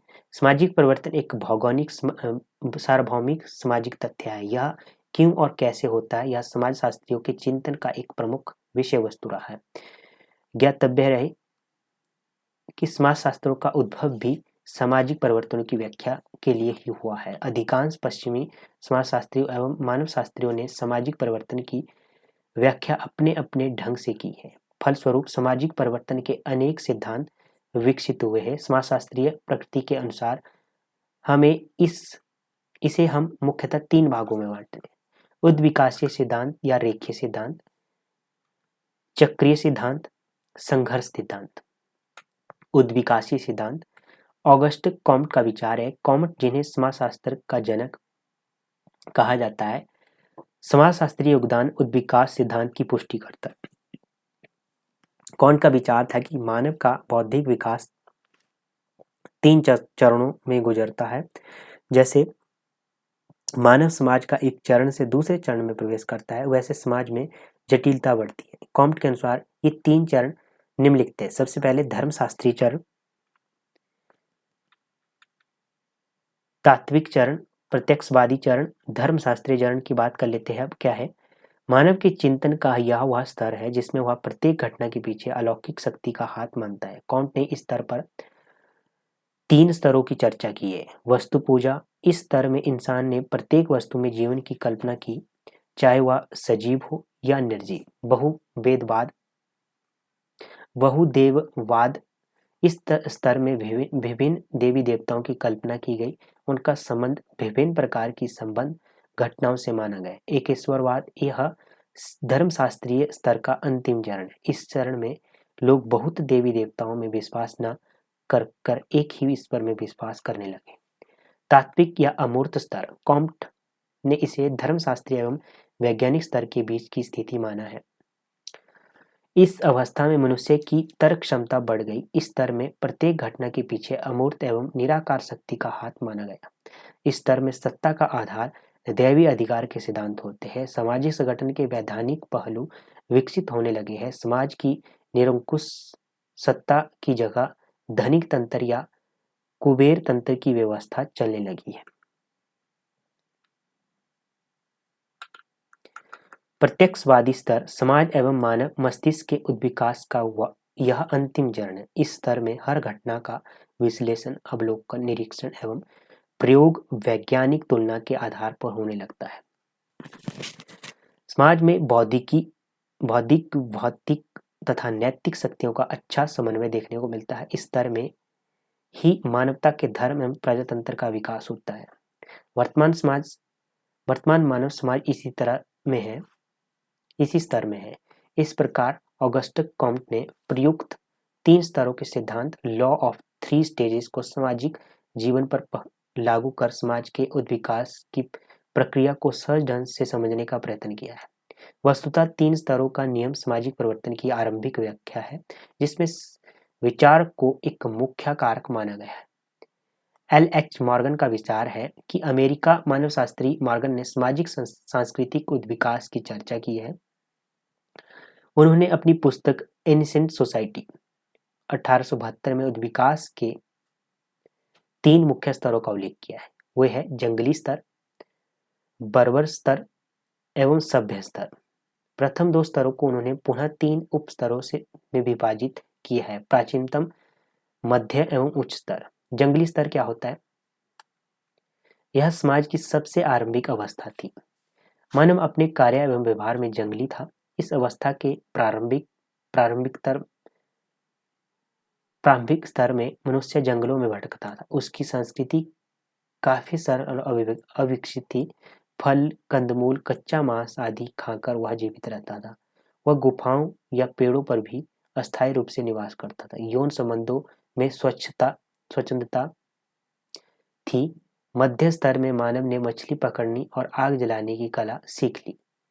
अब वे कच्चे मांस को आग में भूनकर खाने लगा, क्योंकि सामूहिक जीवन की शुरुआत वस्तुतः इसी स्तर में हुई। मानव छोटे छोटे समूह में रहने लगा। अतः जंगली अवस्था में उच्च स्तर का विकास तीर धनुष के आविष्कार से हुआ। इसी स्तर में पारिवारिक जीवन की शुरुआत हुई, यद्यपि यौन संबंध के निश्चित नियम नहीं बने। घुमक्कड़ी जीवन में कुछ स्थिरता जरूर आ गई। बर्बर स्तर क्या था? समाज के उद्विकास का यह दूसरा महत्वपूर्ण स्तर था। बर्बर अवस्था के प्राचीन स्तर की शुरुआत मॉर्गन ने बर्तनों एवं उसके प्रयोग की कला माना। इस स्तर में संपत्ति की धारणा का विकास हुआ। यह समूह दूसरे समूह पर स्त्रियों, बर्तनों, हथियारों आदि के लिए आक्रमण करते थे। मध्य स्तर में जानवर पालने और पौधे लगाने की कला विकसित हुई। घुमंतु जीवन में कुछ स्थायीपन आया। व्यक्तिगत संपत्ति की धारणा पहले की अपेक्षा अधिक स्पष्ट हुई।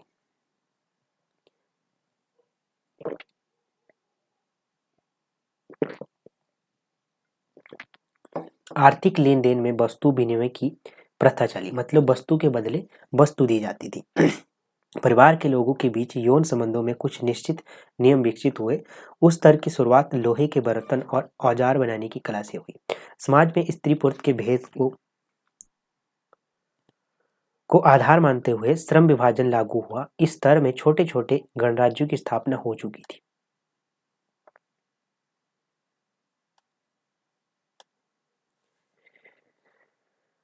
स्त्रियों को भी संपत्ति माना जाता था। इस स्तर की धातु युग के नाम से जाना जाता था।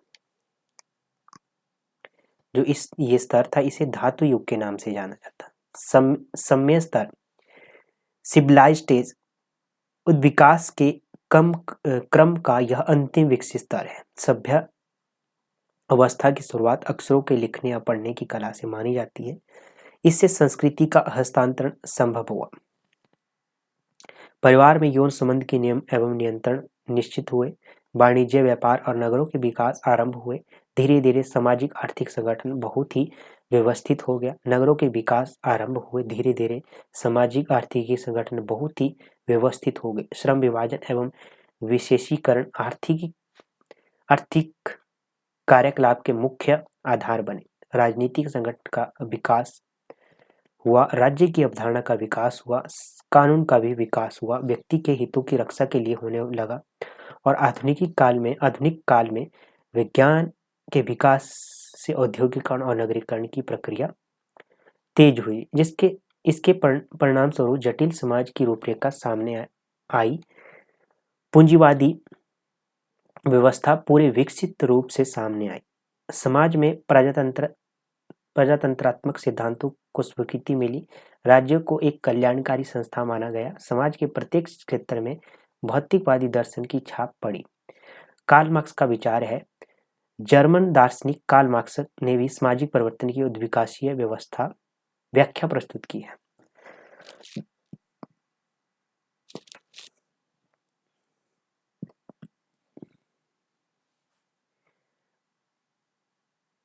कार्ल मार्क्स के अनुसार समाज का एक स्तर दूसरे स्तर में जाने की प्रक्रिया के पीछे वर्ग संघर्ष की मुख्य योगदान रहा है। मार्क्स ने अपनी पुस्तक German ideology Marx and Engels 1860 में स्वामित्व के विकास के संबंध में 4 सोपानों की चर्चा की है। जनजातीय, पुरातन, सामंती या पूंजीवादी। मार्क्स ने उत्पादन के तरीकों के 4 स्तरों की चर्चा की है। एशियाई, पुरातन, सामंती एवं पूंजीवादी। जनजातीय, आदिम, एशियाई, पुरातन, सामंती एवं पूंजीवादी में क्रमबद्ध कर सकते हैं। मार्क्स के समाजों का यह क्रम बोटमोर द्वारा किया जाता है। मार्क्स द्वारा एक अन्य रूप में समाज के 5 स्तरों की चर्चा की गई। इनमें हम जनजातीय, आदिम और एशियाड को मानते हैं। आदिम साम्यवाद में कौन कौन से आते हैं? मानव समाज के इतिहास का प्रथम चरण था। इस अवस्था में उत्पादन के साधनों पर समुदाय का पूर्ण नियंत्रण होता था। व्यक्तिगत संपत्ति की अवधारणा का भी अभाव था। इसलिए इस समाज में ना तो किसी तरह का शोषण था और ना ही वर्ग व्यवस्था। यह एक वर्ग विहीन समाज था। इसके बाद धीरे धीरे समाज एशियाटिक उत्पादन के साधनों के स्तर की ओर अग्रसर हुआ। दास मूलक समाज। मार्क्स के अनुसार प्रथम बार मानव समाज के इतिहास में दास और मालिक जैसे 2 वर्गों का उदय हुआ। विकास के इसी स्तर में सामूहिक स्वामित्व की जगह व्यक्तिगत स्वामित्व का विकास हुआ। इसी युग से आर्थिक विकास तीव्र हुआ। व्यापार, नगरों का निर्माण, धातुओं का प्रयोग आदि इस स्तर से ही संभव हुआ। सामंती समाज की बात करेंगे। इस समाज का आवागमन दास एवं मालिक के बीच परस्पर संघर्ष के परिणाम स्वरूप हुआ। इस समाज में भी 2 वर्ग थे, सामंत एवं कृषिदास। सामंत उत्पादन के साधनों के स्वामी थे। कृषिदास सामंतों के अधीन कार्यों में हाथ बटाते थे तथा युद्ध की स्थिति में सामंत के सिपाही के रूप में लड़ते थे। इस समाज में निजी संपत्ति की धारणा और ज्यादा मजबूत हुई। सामंतों एवं कृषिदासों के बीच संघर्ष निरंतर चलते रहे। पूंजीवादी समाज। यह समाज सामंतों एवं कृषिदासों के बीच पारस्परिक संघर्ष के परिणाम स्वरूप अस्तित्व में है। इस समाज में भी मुख्य दो वर्ग थे, पूंजीपति और श्रमिक। इस समाज में उत्पादन के साधनों पर मुख्य अधिकार पूंजीपतियों का होता है, जबकि उत्पादन कार्य में मेहनत श्रमिकों की होती है। पूंजीपति सदा श्रमिकों का शोषण करते हैं। इससे दोनों वर्गों के बीच वर्ग संघर्ष की प्रक्रिया चलती रहती है। साम्यवादी समाज, कम्युनिस्ट की बात करेंगे, कम्युनिज्म को उद्विकास का अंतिम चरण माना गया है। उनके अनुसार इस समाज में वर्ग संघर्ष की प्रक्रिया का अंत संभव है, क्योंकि विकास के इस चरण में वर्ग विभाजन के साथ साथ राज्य की भी समाप्ति हो जाएगी। हर्बर्ट स्पेंसर का विचार है कि स्पेंसर ने जीवन और समाज के बीच समानता के आधार पर समाज के उद्विकास सिद्धांत का प्रतिपादन किया। उनके अनुसार पदार्थ अविनाशी एवं आधार होता है। गत्यात्मकता की उद्विकास के मूल में है। समाज ब्रह्मांड की गत्यात्मकता के कारण ही सदा परिवर्तनशील है। प्रारंभ में समाज बहुत ही सरल था। परिवर्तन की प्रवृत्ति के कारण ही सदा परिवर्तनशील है। प्रारंभ में समाज बहुत ही सरल था। परिवर्तन की प्रवृत्ति के कारण ही विभेदीकरण भी बढ़ता गया। मुख्यतः उद्विकास में दो प्रक्रियाएं काम करती है, एक विखंडन की, दूसरी एकीकरण की। इकाइयों के आकार में विस्तार के साथ ही साथ उसकी संरचना में भी वृद्धि होती है। मूलतः स्पेंसर विकास की प्रक्रिया को एकीकरण की प्रक्रिया मानते हैं। सामाजिक उद्विकास की प्रक्रिया कुछ निश्चित स्तरों से होकर गुजरती है। इस प्रक्रिया के दौरान समाज का सर्वस्वरूप जटिलता को प्राप्त कर लेता है। स्पेंसर के अनुसार आधुनिक समाज 3 चरणों में गुजरा है: आदिम, जंगली और औद्योगिक। इमाइल दुर्खिम का विचार है। दुर्खिम ने अपनी पुस्तक the theory of division of labour में सामाजिक परिवर्तन के उद्विकासीय परंपरा को स्पष्ट किया है। उनके अनुसार समाज का परिवर्तनीय यांत्रिक एकता से सायवीय एकता की ओर होता है। यांत्रिक एकता प्राचीन एवं सरल समाज की विशेषता है। ऐसे समाज में व्यक्तियों की स्थिति, भूमिका, मूल्य, विश्वास, जीवन शैली, भौतिकता आदि में एकरूपता पाई जाती है। व्यक्तियों पर परंपरा, जन्म, मत और धर्म का अत्यधिक प्रभाव पाया जाता है। मनुष्य का स्वरूप दमनकारी होता है। अपराध को सामूहिक भावनाओं पर आधार माना जाता है। दुर्खिम ने दूसरी ओर साबेई एकता का समाज वैसे समाज को कहा है जो विकास जटिल औद्योगिकृत और आधुनिक है। समाज में ऐसा परिवर्तन श्रम विभाजन एवं विश्लेषण के कारण विशेषीकरण में विस्तार के कारण होता है। इससे व्यक्ति एक दूसरे से स्वतंत्र न होकर आश्रित हो जाता है। कानून का स्वरूप दमनकारी न होकर क्षतिपूर्ति के सिद्धांत पर आधारित हो जाता है, अर्थात गलत काम करने वाले लोगों को कानूनी तौर पर घाटे की भरपाई करनी होती है। यांत्रिक एकता का आधार सामूहिकता की भावना है, तो साबेवी एकता का आधार व्यक्तिक स्वतंत्रता एवं भिन्नता है। यांत्रिक एकता समाज और व्यक्ति के बीच प्रत्यक्ष एवं सीधा संबंध स्थापित करता है, जबकि साबेवी एकता समाज में अप्रत्यक्ष संबंध स्थापित करती है। अब आपने ये ध्यान में रखने हैं, ये पूछे जाते हैं, यहाँ से क्वेश्चन बनता है। कॉमन धार्मिक, तात्विक, वैज्ञानिक समाज के विकास के मॉडल और विद्वान यहाँ पर दिए गए। स्पेंसर, यूथ्स, औद्योगिकी, मार्क्स, आदिम साम्यवाद, दास्तव, सामंत पूंजीवादी, मॉर्गन, जंगली, बर्बर, साम्य, पार्सन्स, आदिम, प्राचीन, मध्यवर्ती और औद्योगिक, बैबलन, शांतिमय, जंगलीय, स्तर निम्न बर्बर स्तर, उच्च बर्बर स्तर आर्थिक स्तर। दुर्खिम कहते हैं यांत्रिक साम्यवाद साबेवी, टॉनीज कहते हैं Gemeinschaft, Gemeinschaft, Gesellschaft. Sir Henry Maine कहते हैं परिस्थिति संविदा। हार्वर्ड बेकर क्या कहते हैं? पवित्र धर्मनिरपेक्ष। चक्रीय सिद्धांत की बात करेंगे। चक्रीय सिद्धांत इस सिद्धांत के समर्थकों के विचार को देखने से लगता है कि वे विद्वान प्रकृति में सदा होने वाले परिवर्तनों से प्रभावित है। जिस प्रकार मनुष्य के जीवन में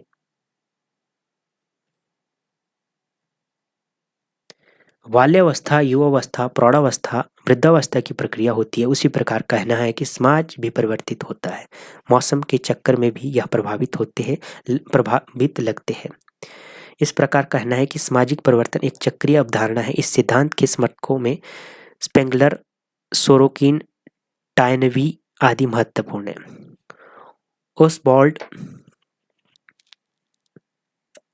ओसवाल्ड स्पेंगलर का विचार है। स्पेंगलर ने अपनी चक्रीय सिद्धांत संबंधित विचार 1918 में प्रकाशित अपनी पुस्तक the decline of the west में व्यक्त किया है। स्पेंगलर ने विश्व की 8 सभ्यताओं का अध्ययन किया है, कहा कि प्रत्येक समाज का पतन एक निश्चित सीमा के बाद हो जाता है और कहना उसका स्थान दूसरी सभ्यता प्रगति कर प्राप्त कर लेती है। स्पेंगलर का कहना था कि पश्चिमी सभ्यता अपने चरमोत्कर्ष को प्राप्त कर गई है, इसलिए इसका पतन निश्चित है।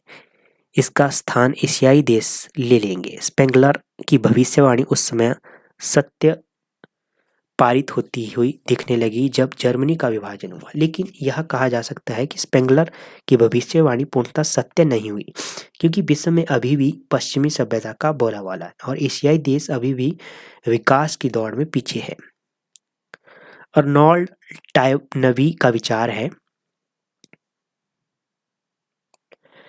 टायनवी एक ब्रिटिश इतिहासकार है। इन्होंने विश्व की 21 सभ्यताओं का अध्ययन किया और अपनी पुस्तक the study of history 10 walls में इसका उल्लेख किया है। उन्होंने स्पेंगलर की तरह यह विचार व्यक्त किया है कि हर सभ्यता एक चक्रीय रीति से जन्म एवं मृत्यु होती है। उनका चक्रीय सिद्धांत चुनौती एवं प्रचुरता के सिद्धांत पर आधारित है। किसी भी सभ्यता को चुनौती 2 क्षेत्रों में मिलती है, एक भौगोलिक परिस्थिति और दूसरी सामाजिक परिस्थिति। प्रत्येक सभ्यता के आरंभ में लोगों को भौगोलिक परिस्थितियों के चलते प्राकृतिक आपदाओं को झेलना पड़ा। इन चुनौतियों को झेलना कोई आसान काम नहीं था। समाज और प्रकृति के बीच जो एक चुनौतीपूर्ण स्थिति थी, उसका सामना करने के लिए मनुष्य को विभिन्न प्रकार की क्षमताओं की आवश्यकता होती। दूसरी चुनौती का स्वरूप सामाजिक होता था। इस चुनौती का स्रोत आंतरिक और बाह्य दोनों होता है। टायनवी का आंतरिक स्रोत से तात्पर्य स्वदेशी सरबराह वर्ग से है, जो ज़्यादा लंबे समय तक अपने ही समाज के सृजनशील अल्पसंख्यकों के इशारे पर काम नहीं करना चाहता। फलस्वरूप दोनों के बीच संघर्ष उत्पन्न हो जाता है। बाह्य स्रोत के अंतर्गत उन्होंने बाहरी आक्रमणकारी बर्बर जाति के लोगों को रखा है, जिसे बाह्य सर्वहारा वर्ग भी कहा गया है। जब इस प्रकार की कला और तत्व की स्थिति किसी सभ्यता के सामने उत्पन्न हो जाती है, तो वह पतन और विखराव की ओर बढ़ने लगता है। इस प्रकार टायनवी ने अपने सिद्धांत को चुनौती एवं प्रत्युत्तर का सिद्धांत कहना उचित समझा है। विल्फ्रेड पैरेटो के सामाजिक परिवर्तन के अनुसार सिद्धांत को विशिष्ट एवं संभ्रांत वर्ग का परिभ्रमण कहा जाता है। एलिट शब्द का प्रयोग पैरेटो ने 2 अर्थों में किया है, विस्तृत और संकीर्ण। विस्तृत अर्थ में विशिष्ट वर्ग समाज के सभी क्षेत्रों में पाए जाते हैं। जो कोई भी व्यक्ति किसी क्षेत्र में समाज में सबसे आगे है, उसे पैरेटो विशिष्ट वर्ग की श्रेणी में रखा है। उदाहरण स्वरूप लेखक, कलाकार, खिलाड़ी, प्रोफेसर, वकील, चोर, ठग इत्यादि। संकीर्ण अर्थ में विशिष्ट वर्ग का तात्पर्य मात्र शासी या शासक वर्ग से है। सामान्यतः संभ्रांत वर्ग को उन्होंने 2 भागों में बांटा है। पहला शासक संभ्रांत वर्ग, दूसरा गैर शासक संभ्रांत वर्ग। शासी संभ्रांत वर्ग में वही लोग आते हैं जो सरकार या प्रशासन में हैं। प्रशासन के बाहर समाज के विभिन्न क्षेत्रों में दक्षता या लोकप्रियता प्राप्त विशिष्ट लोग गैर शासी संभ्रांत वर्ग की श्रेणी में आते हैं। शासी संभ्रांत वर्ग की अवधारणा सर्वप्रथम जी मोसका ने दिया था। पेरेटो का कहना है कि इन दोनों वर्गों के बीच परिवर्तन की संभ्रांत वर्ग के परिभ्रमण का सिद्धांत कहलाता है। इस सिद्धांत का वर्णन अपनी पुस्तक माइंड एंड सोसाइटी में करते हैं। उनका कहना है कि समाज में दो प्रकार के वर्ग पाए जाते हैं, निम्न वर्ग और उच्च वर्ग। ये दोनों वर्ग स्थिर नहीं है। निम्न वर्ग के लोग अपनी गुणों एवं कुशलता में वृद्धि करके उच्च वर्ग में सम्मिलित हो जाते हैं, जबकि उच्च वर्ग के लोगों की कुशलता और योग्यता में धीरे धीरे ह्रास होने लगता है, जिससे वे निम्न वर्ग की ओर बढ़ते हैं। पेरेटो अपने सिद्धांत को 3 क्षेत्रों में अभिव्यक्त करते हैं: राजनीतिक, आर्थिक और आदर्शात्मक क्षेत्र। राजनीतिक क्षेत्र में पेरेटो का कहना है कि 2 वर्ग है, शेर और लोमड़ी। पेरेटो का कहना है कि व्यक्ति अपनी योग्यता एवं गुणों के द्वारा उच्च वर्ग में सम्मिलित होता है, जिससे वह शेर की श्रेणी में रखते हैं, लेकिन अपनी सर्वोच्चता को बनाए रखने के लिए वह लोमड़ियों जैसी धूर्तता को अपनाने में लगता है। इसी प्रकार जो भिन्न श्रेणी में योग्य और कुशल लोग हैं, वो अपनी योग्यता और कुशलता के बदौलत उच्च श्रेणी में शामिल होते हैं और उच्च श्रेणी की अयोग्य निम्न श्रेणी में आ जाते हैं। इस प्रकार शेर और लोमड़ी के बीच परिवर्तन की प्रक्रिया चलती रहती है। आर्थिक क्षेत्र में पेरेटो ने 2 वर्गों का उल्लेख किया है: सट्टेबाजी या निश्चित आय वर्ग वाले लोग। सट्टेबाजी और निश्चित आय वर्ग वाले लोगों के बीच में भी परिवर्तन की प्रक्रिया चलती रहती है, जिससे सामाजिक परिवर्तन कहते हैं। इस प्रकार पेरेटो ने आदर्शात्मक क्षेत्र में भी परिवर्तन की प्रक्रिया का उल्लेख किया है। पहला विश्वासवादी एवं दूसरा अविश्वासी। कभी कभी समाज में अविश्वासी वादियों का प्रभुत्व होता है, किंतु जब ये रूढ़िवादी हो जाते हैं तो उनका पतन हो जाता है और उनका स्थान दूसरे वर्ग के लोग ले लेते हैं।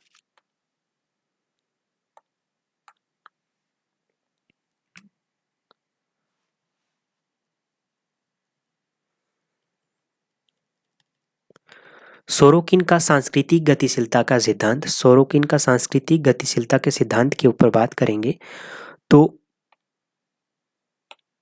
सोरोकिन ने अपनी पुस्तक सोशल एंड कल्चर डायनामिक्स में अपनी सांस्कृतिक सामाजिक परिवर्तन का सिद्धांत का वर्णन किया है। सोरोकिन संस्कृति को 3 वर्गों में बांटते हैं: पहला आदर्शात्मक संस्कृति, दूसरा भौतिक संस्कृति, तीसरा आदर्शवादी संस्कृति। आदर्शात्मक संस्कृति का संबंध आत्मा, मस्तिष्क, आध्यात्मिक विचार एवं भावना आदि से है। इस अवस्था में भौतिक सत्य की जगह परम सत्य की बात की जाती है। इसमें भौतिकवादी विचारों की जगह अभौतिकवादी विचारों को अधिक स्वीकारा जाता है। इस संस्कृति में ज्ञान, कला, धर्म, साहित्य को आध्यात्मिक दृष्टिकोण से देखा जाता है। अच्छे बुरे की पहचान आध्यात्मिक आदर्शों, जीवन के सभी क्षेत्रों में धार्मिक मूल्य की पहचान, धार्मिक मूल्य की प्रधानता देखने को मिलती है। इंद्रिय परक की बात की है। सेंस स्टेट संस्कृति का संबंध अनुभव आश्रित सत्य से होता है। इस अवस्था में ज्ञान विभिन्न इंद्रियों के द्वारा होता है। मानव का ध्यान भौतिक मूर्त एवं स्थूल वस्तुओं पर अधिक केंद्रित होता है। यह संस्कृति वैज्ञानिक विकास की ओर अग्रसर होती है। कला, साहित्य और दर्शन की प्रकृति प्रत्यक्षवादी होती है। आर्थिक क्षेत्र में प्रतियोगिता बढ़ती है। समाज में प्रौद्योगिकी विकास की संभावना बहुत बढ़ जाती है। इस अवस्था में लोगों का जीवन दर्शन खाओ पियो एवं मौज करो होता है। सोरोकिन के अनुसार पश्चिमी समाज इंद्रियपरक संस्कृति के दौर से गुजर रहा है। वर्तमान भारतीय संस्कृति भी इसी रास्ते पर तेजी से अग्रसर हो रही है। आदर्शवादी संस्कृति में इंद्रियपरक संस्कृति एवं आदर्शात्मक संस्कृति दोनों के तत्व पाए जाते हैं। यह दोनों के बीच की स्थिति है। जब समाज में आदर्शात्मक संस्कृति इंद्रियपरक संस्कृति की ओर परिवर्तित होती है तो एक स्थिति ऐसी आती है जब आदर्शवादी संस्कृति की स्थिति होती है। ऐसी संस्कृति में भौतिक एवं आध्यात्मिक मूल्यों का अच्छा समन्वय देखने को मिलता है। सोरोकिन का मानना है कि आदर्शात्मक संस्कृति और इंद्रियपरक संस्कृति व्यवस्था के दो ध्रुव है। सोरोकिन का कहना है कि कोई भी समाज इन दो संस्कृति ध्रुवों के बीच परिवर्तित होता रहता है। इसलिए सोरोकिन ने इस स्थिति को सामाजिक सांस्कृतिक परिवर्तन या ध्रुवीकरण का सिद्धांत कहते हैं। इस तरह सोरोकिन के अनुसार जब एक सांस्कृतिक व्यवस्था अपनी सीमा पर पहुंच जाती है तो उसे अपनी गति की उल्टी दिशा में मोड़ना पड़ता है, भले ही कोई व्यवस्था कितनी अच्छी या बुरी क्यों ना हो। उसके विकसित होने की एक सीमा होती है। सोरोकिन का यह विचार सीमाओं के सिद्धांत के नाम से जाना जाता है। सोरोकिन का कहना है कि एक सांस्कृतिक व्यवस्था से दूसरी सांस्कृतिक व्यवस्था में परिवर्तन निश्चित लेकिन अनियमित ढंग से होता है। यह भी आवश्यक नहीं है कि सांस्कृतिक व्यवस्था में परिवर्तन हमेशा एक ही दिशा में हो। सवाल यह पैदा होता है कि संस्कृति के क्या कारण है। उन्होंने परिवर्तन का कारण प्रकृति में क्रियाशील आंतरिक शक्ति इंटरनल फोर्स को माना। सोरोकिन के अनुसार सामाजिक परिवर्तन एक प्रक्रिया है जो संस्कृति के अंदर ही क्रियाशील शक्तियों के परिणाम स्वरूप उत्पन्न होती है। सोरोकिन ने कि इस विचार को अंतर्भूत परिवर्तन के सिद्धांत के नाम से जाना जाता है। संघर्ष का सिद्धांत, कॉन्फ्लिक्ट थ्योरी की बात करेंगे। कार्ल मार्क्स का सिद्धांत है। मार्क्स 1848 ईस्वी में प्रकाशित अपनी पुस्तक साम्यवादी घोषणा पत्र कम्युनिस्ट मैनिफेस्टो में लिखते हैं कि अभी तक का इतिहास वर्ग संघर्षों का इतिहास रहा है। मार्क्स के अनुसार समाज में हमेशा दो वर्ग रहे हैं और उनके बीच संघर्ष पाया जाता है। उन दोनों के संघर्ष में ही समाज के परिवर्तन होता है। वर्ग के निर्माण का आधार मार्क्स के अनुसार आर्थिक रहा है। मार्क्स ने बताया कि आर्थिक व्यवस्था की ही सामाजिक व्यवस्था की ओर की आधारशिला है। सामाजिक संरचना में परिवर्तन तभी आता है जब आर्थिक व्यवस्था में परिवर्तन आता है। मार्क्स ने संपूर्ण सामाजिक संरचना को दो भागों में विभाजित किया है। समाज के संपूर्ण ढांचे के ऊपरी भाग को उन्होंने अधिसंरचना कहा, जबकि बुनियादी भाग या निचले भाग को अधोसंरचना की संज्ञा दी है। इन दोनों के सम्मिलित रूप से ही समाज की संपूर्ण संरचना का निर्माण होता है। मार्क्स के अनुसार सामाजिक संरचना मनुष्य के सामाजिक जीवन या अस्तित्व की ही अभिव्यक्ति है और मनुष्य के अस्तित्व की बुनियादी बात यह है कि उसकी उन भौतिक आवश्यकताओं की पूर्ति होती रहे जिनके कारण उसका जीवित रहना संभव होता है। इन चीजों की पूर्ति आत्मा या परमात्मा नहीं करेंगे। इसके लिए तो यह स्वयं मनुष्य को ही परिश्रम करना होगा। परंतु केवल मनुष्य से ही काम नहीं चलेगा। अगर इन भौतिकी वस्तुओं के उत्पादन के लिए आवश्यक उत्पादनों के साधन उपलब्ध ना हो तो दूसरे शब्दों में इन भौतिकी वस्तुओं के उत्पादन के लिए आवश्यक उत्पादन के साधन उपलब्ध ना हो, दूसरे शब्दों में मानव अस्तित्व के लिए आवश्यक भौतिक मूल्यों के उत्पादन के लिए उसे उत्पादन उपकरणों की आवश्यकता होगी। परंतु मनुष्य इस उत्पादन के उपकरणों से तब तक भौतिक मूल्यों का सृजन नहीं कर सकता जब तक उसे उत्पादन अनुभव और श्रम कौशलों का ज्ञान न हो। इस प्रकार मनुष्य उत्पादन के उपकरणों का प्रयोग अपने वर्तमान अनुभवों तथा श्रम कौशलों के आधार पर ही करके भौतिक वस्तुओं का उत्पादन करता है। ये तत्व सब एक साथ मिलकर ही समाज विशेष की उत्पादक शक्ति का निर्माण करते हैं।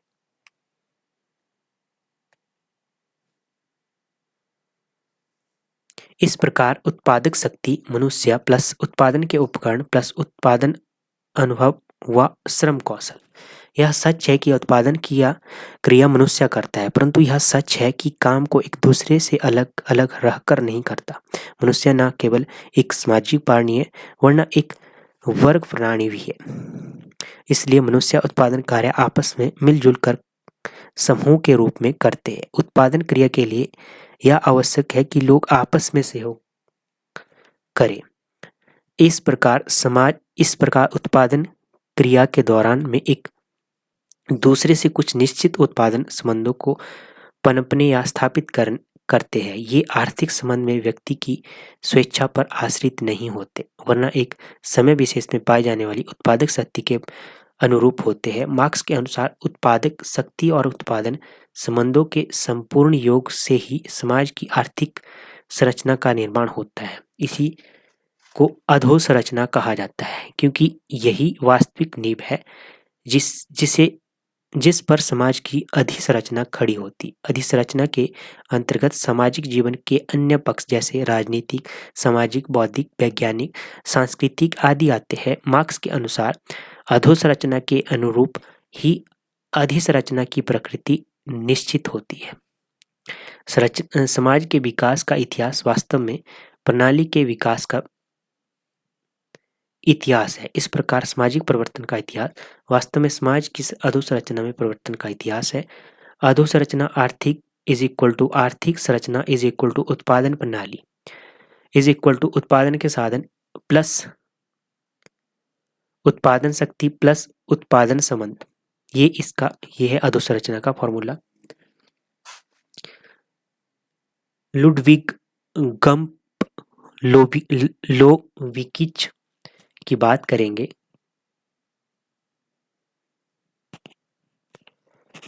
इन्होंने क्या विचार दिया कि गम्पलोविकिच एक ऐसे समाजशास्त्री थे जो डार्विन और स्पेंसर की योग्यता के उत्तरजीविता के विचार के कुछ ज्यादा ही विश्वास रखते थे।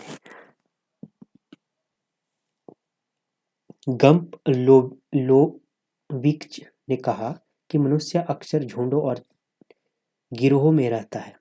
गिरोह मतलब ग्रुप। गिरोह का मुख्य आधार धर्म, भाषा, पेशा, रहन सहन और स्वार्थ की समानता थी।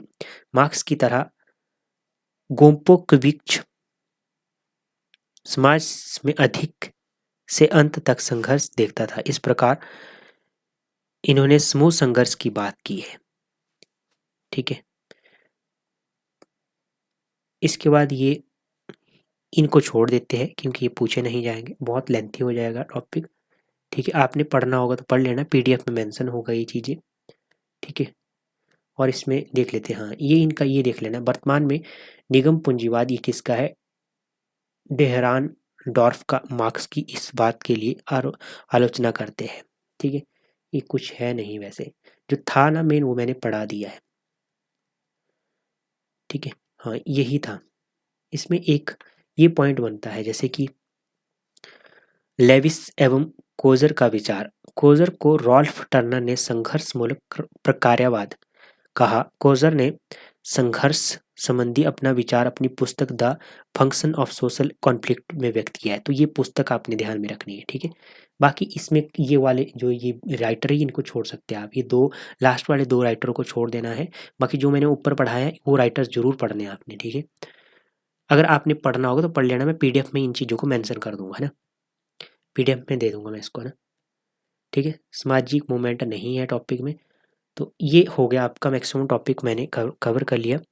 इसमें कोजर के अनुसार समाज में संघर्ष एक सुरक्षा बॉल्व है, सेफ्टी बॉल्व का काम करता है। यह संस्थाओं के माध्यम से क्रियाशील रहता है, अर्थात संघर्ष के मामले में संस्थाएं एक तरह से सुरक्षा बॉल्व की तरह काम करती है। इस प्रकार कोजर का निष्कर्ष है कि सामाजिक संघर्ष को विघटनात्मक बताकर उसे एक हुआ की तरह पेश करना उचित नहीं है।